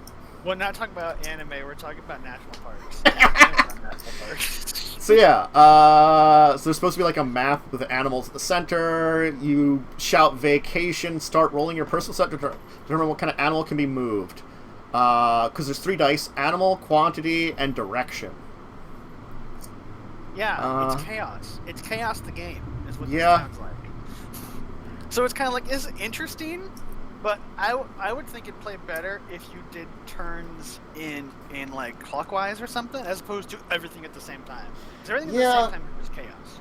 Now, it is for a younger audience, for 3 to 6 and up. Yeah, I can do it. Yeah, to kind of just learn about national parks and things, and it's interesting. I don't hate the idea. It's a quick game too, 20 minutes. That's not a bad. I mean, if you played board games with your family, yeah, it's a good one for it, I think. Yeah. You know, and animals in national parks, neat. And maybe Mike, you want to visit some national parks, because as we were talking about, I'm like, I have to visit some more national parks. Yeah, I don't like leaving the house. Yeah. I only like leaving the house if I get to go to nature.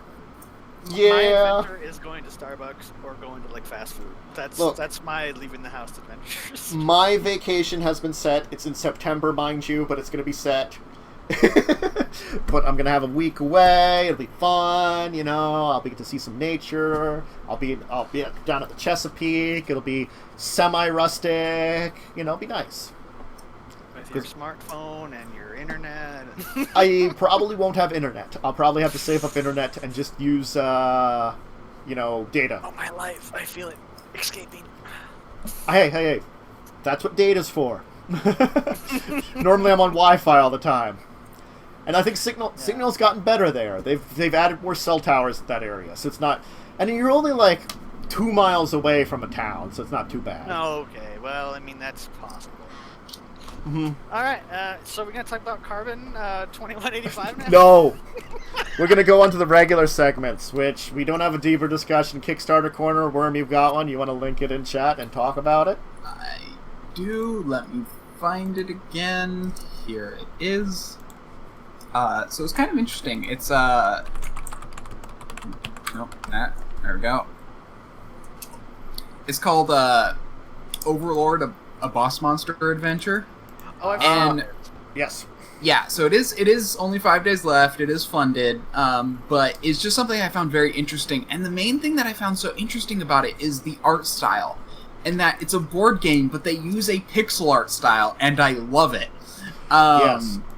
We did talk a little bit about it because we've had had the people on for it, so we did mention it the other week. But if you want to dive more into it, it's fine. I like giving support. I mean, if you guys already talked about it, but yeah, no. I remember because I was in chat and I was like, Belladonna's my new waifu. Yeah. Yes. Yeah. So I guess if you talked about it already, I ran into this on Kickstarter. Oh no, that's a good one. It's definitely a good one to find. I'm wondering where they've gotten to in their stretch goals. Let me look at that. Just close the page. Well, it's in chat, so. Yeah, open it back up again. You know how much effort that is? I think Expanded Illustration Cloud they Eyes, have 5-player mode. Unlocked all of their stretch goals, I think. Yeah. 4 more bosses. Cerebellus, Cleopatra, Porcus, and Kazana. Castle Tiles. Cleopatra as the boss? Oh, jeez. Yes, it's like a female mummy. Yeah. Oh, I think I did. They unlocked Kirax and Explodo. Yeah. Wow, Kirax explode. It's just a bomb. Right. Yeah. Mm-hmm. Tower tile. Oh, they unlocked the collective. Oh no, Explodo. Yeah, Kirax. Yeah, Explodo is just a bomb. Yeah. Yep. Okay. Man, I have to get this. It looks too great. Speaking of which, I have to get my board games back from my friend. Anyway. Yeah, no. Maybe I should look into this too. They got so much crap they've unlocked with it. Man. And how much of it's just like in the base game and how much is, I think if you backed it, you get everything. Yeah. Yeah, they literally only have the $40, 55. What's Tower Edition? Oh, Tower Edition I think just comes with like a dice tower. Like a dice tower or thing. So it's like not really. So $40 you get the whole thing on all stretchables. Mm-hmm. Yeah.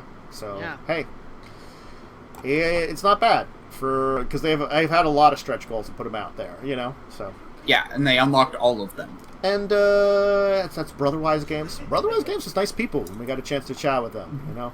Yeah, it's cool that you had them on the other day. I'm not surprised. Very interesting. But yeah, no.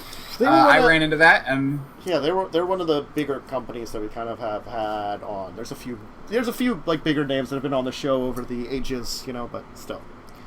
Yeah, no, it's a good one. Definitely. Alright, hey.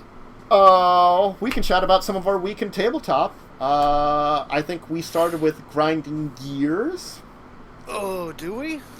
We can. That was kind of where the week started. I mean, we didn't play last week. What's right? We didn't play last week. Yeah. Oh, that's right. I can tell you about my week, because sure. I had a very interesting... What was your week in tabletop first? Yeah, so, I mean, besides so first off, there was the... Oh my gosh, I had a very busy tabletop week. So, Sunday finished off a long-time game that was...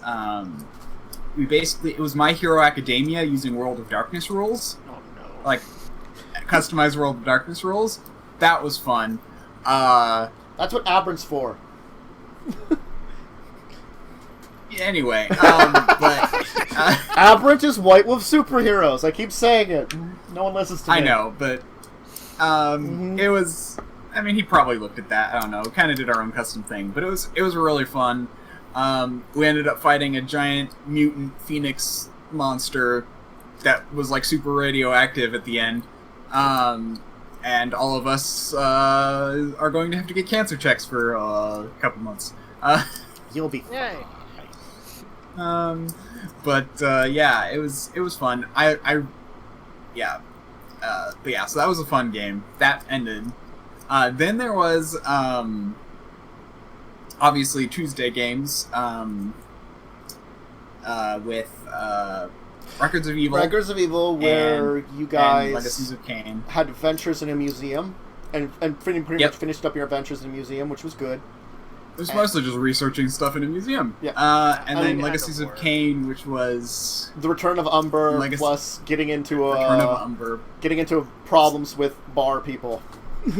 Yeah, it was mostly Umber.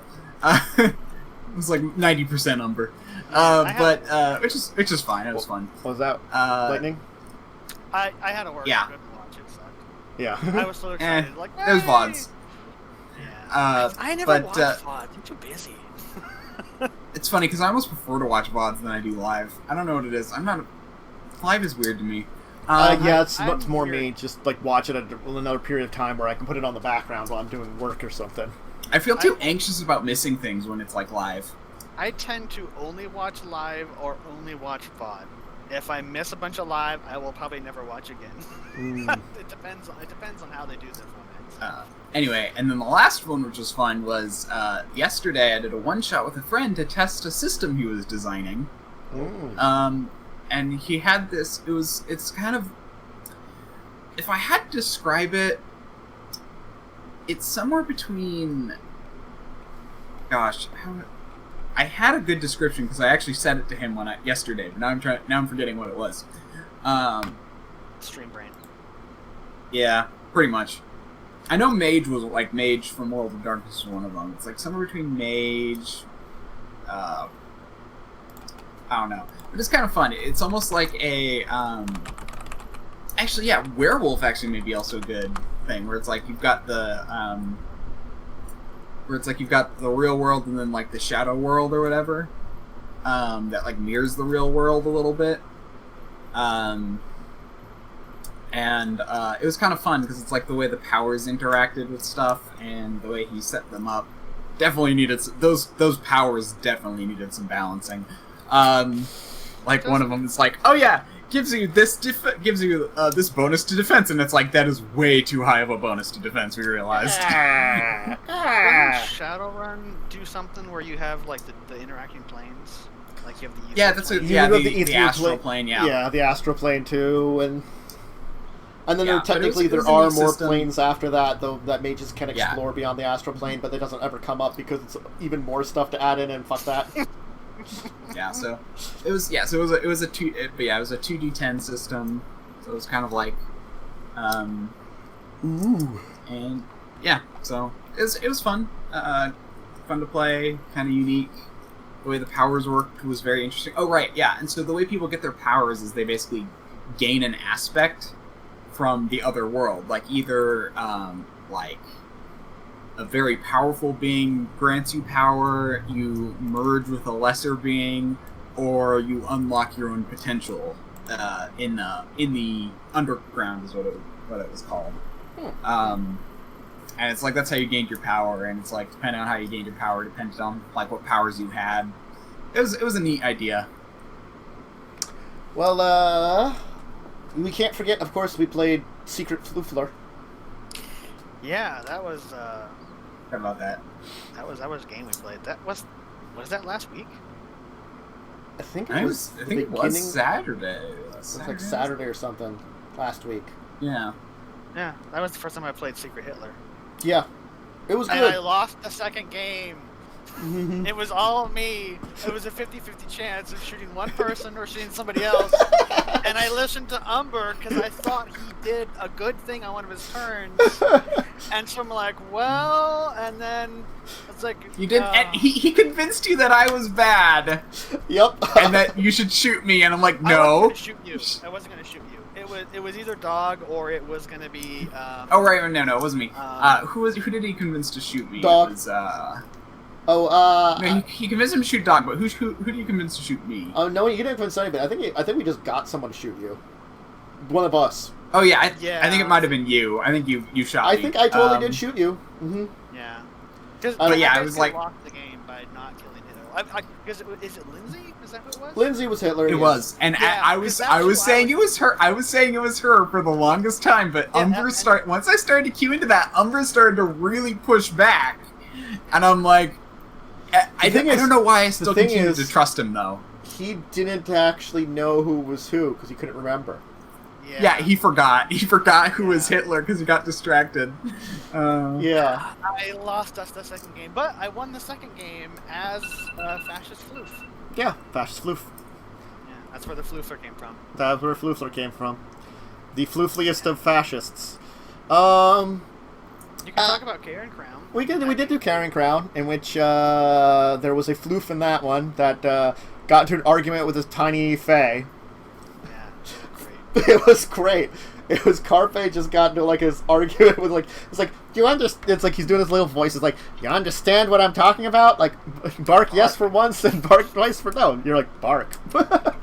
Yeah, but like so for more context, I'm playing as a kitsune. Nobody in the party knows this because I've only been in my human form, and we've been talking to people around town. And, like, I can't speak common, because Tannis is like, oh, hey, by the way, you're not actually from here. Your common is this. It is. Like, oh, okay. And you're like, you could spend a language point to learn common. I'm like, no, because this is funnier.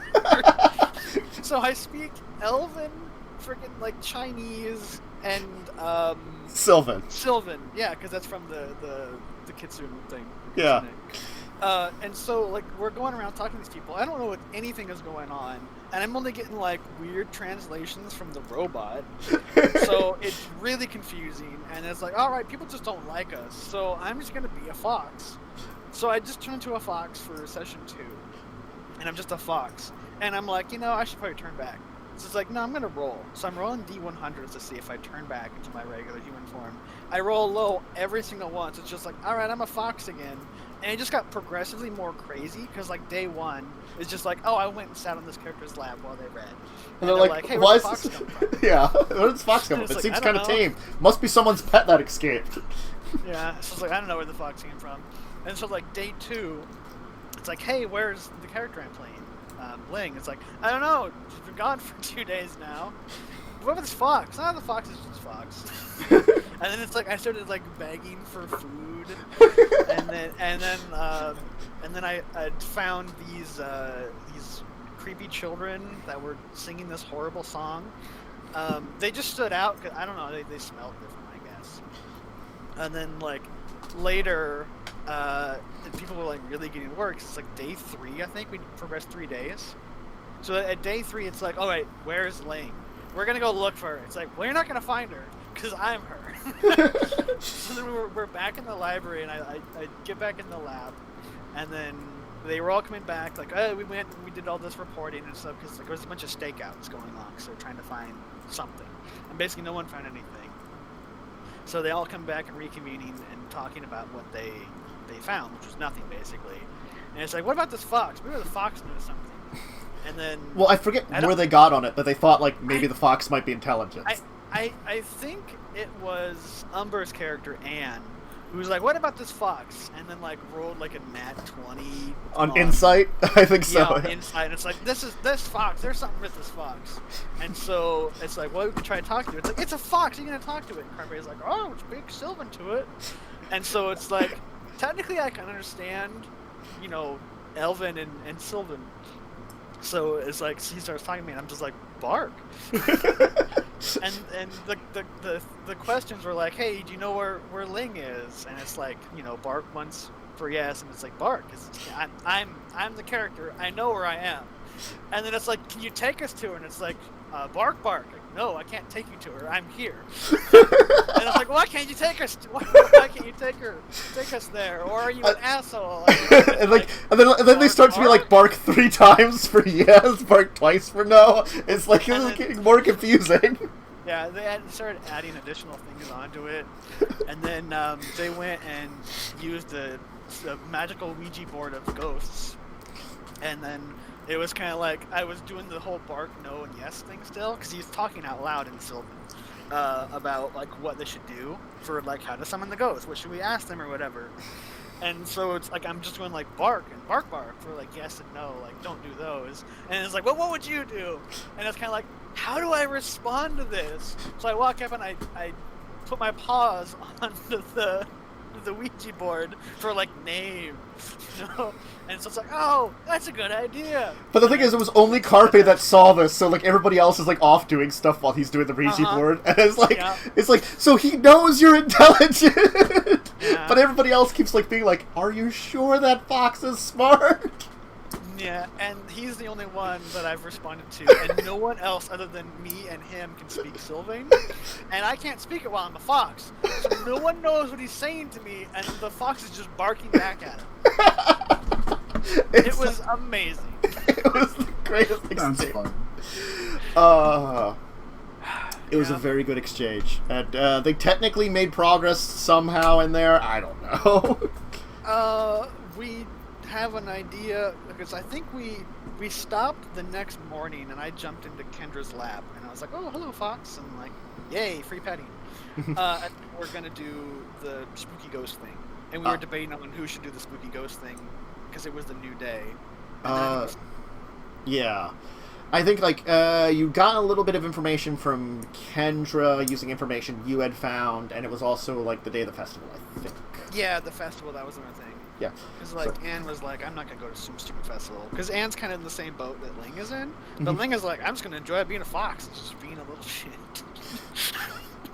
and Ling's like, I don't understand humans. They're annoying. Yeah, I don't understand humans. Or Anne is like, I don't understand humans. They are strange.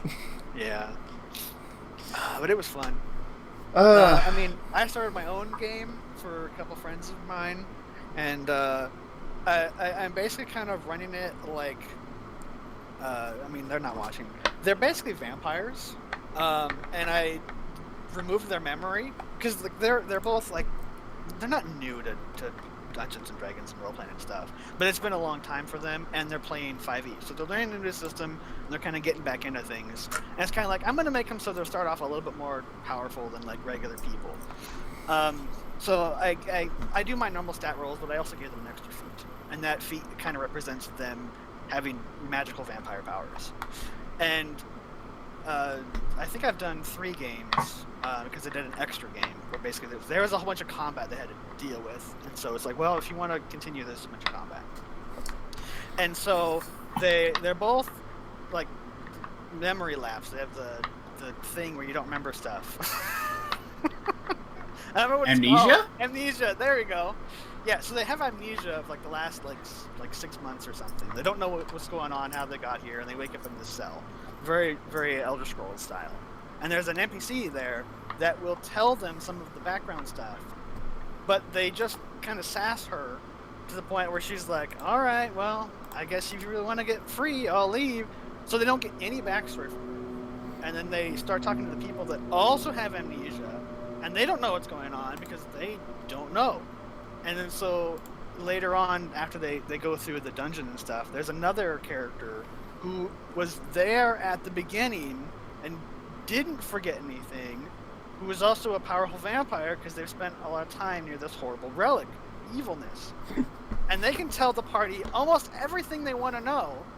And when they show up, it's like, okay, cool, here's the relic, we're just going to grab it and leave. You can just go free too, because we're out of here. It's like, you don't want to talk to them at all? And then so one person, so it's like, okay, well, she's going to leave. So she's like, moves to leave, and one of the other characters, it's just two players. And one of them jumps in her way, like, I'm not letting her get near the thing. It's like, she's going to leave. And you're stepping in her way. And it's like, yeah, I don't trust her. It's like, that's fine, you don't trust her. But now you're being hostile to a person. Granted, it's in a dungeon. They just appeared out of nowhere. That's fair. But then it's like they're getting hostile with them. It's like, this person could kill all of you, but I'm going to be nice. So I charmed him, and then I had the NPC just leave. So they lose out on a second time of learning information about the backstory. Wow. Yeah. Yeah, good times. Good times. I do have plans that the first NPC will be back to talk to them. And maybe this time they'll learn their lesson. To not just sass random NPCs because they might have information for you. Yeah. Otherwise, it's fine. This is their last chance to learn anything. We've seen how well things go in Carrying Crown because we had that session where Beatrix tried to piss off a shopkeep by being like, I'm just randomly like using magic on the items in here to like investigate them. It's like, yeah. Do you have any magic items? Yeah. Yes, I do, and that's very rude.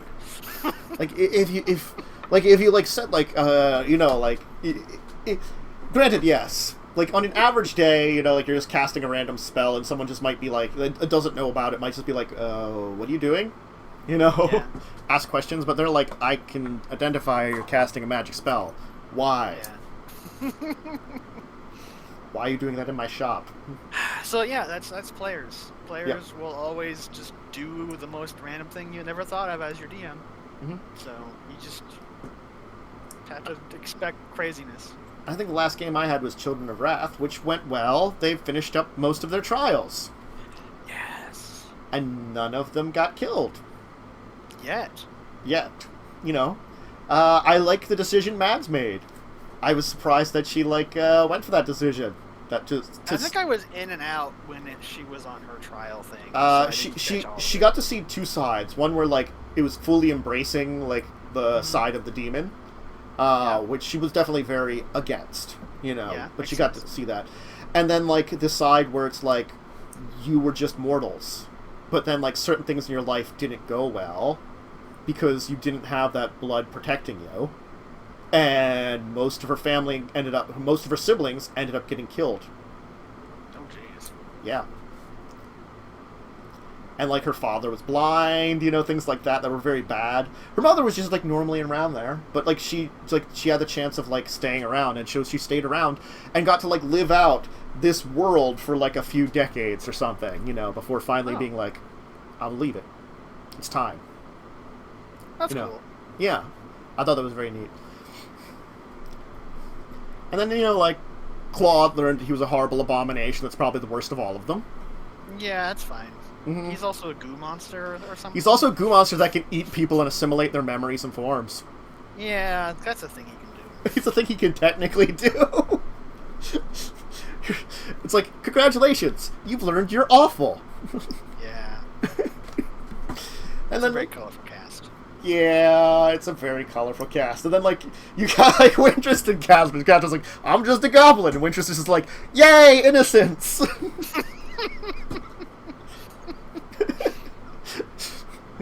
It was a fun one. It definitely went well, and we'll see how well it goes into the future. Oh, and Carrie learned that she was royalty. Oh, right. She's a demon queen. Yeah. Well, I mean, her grandfather was already, declared himself king of Urborg, so I was that makes her a princess or something. But then I'm you know what would be cool to do? Her human line is from, an ancient Urborg royalty, too. You're the last of that. Double queen. Double queen. Congratulations! You're two bloodlines of royalty. The barbarian. The barbarian wizard, though. She has level of wizard. Wow, so weird. So weird. Wizbarian. I mean, druid barbarian, sure. Rogue barbarian, yeah. I mean, that's wizard barbarian. There's like. I'm smart, but angry. Because you can't cast spells while you're enraged. No. So you can cast a spell on yourself and be like, that spell made me angry. Oh no! I have anger of spells to punch you with. Magic fist. Magic first. Oh, careful with your phrasing there. There's another section of this entire episode that's maybe consulting a table, but whatever the hell right now. Discussingtabletop, yahoo.com, description of the YouTube, comments of the YouTube video, and Twitch chat if you're here, on Discord, as to me directly, or in my Discord channel, just link down below, etc., etc., etc. You can @ me on Twitter or message me on Twitter. Same with Joe. These guys will just be around occasionally. I mean, some of them hang out in the Discord chat, so if you wanted to bother them, that's probably a good Discord. place. Yeah. If you want to see the picture of Secret Floofler I made for Lightning, you can see it in the Discord chat. It is really good. It's so good. Secret Floofler's picture is really good. Yes. It is an impressive picture. I should pin it somewhere. I gave that picture. I made a portrait of Secret Floofler for a character. Just as it was gonna be the Grinding Gears one-shot thing we were gonna do that we ran out of time to do. Right, we were gonna do a 5e 17th level one-shot. Oh god, that actually was stressing me out. There's just too many things. Yeah. Magic items, leveling up as a magic class. It's like I should have just been the freaking barbarian rogue and just been like, I hit things in the back. I forget whoever just was like, I'm a fighter. I already do. Oh, it was Lindsay. That was Lindsay. She's like, I got my magic items. I'm like a barbarian or fighter. Dwarf or whatever. Yeah. The magic item it took was a legendary magic item that needed 2 other items to use. I So know. that was like 3 items automatically. Just you have to have these to use the items. It's like, all right. Yeah. It was interesting. That's insane. Interesting character build. Alright, but we ran a bit of a long here. It's lunchtime for some of the folks here. For me, it's probably more food time, hopefully. That'll, not bother me.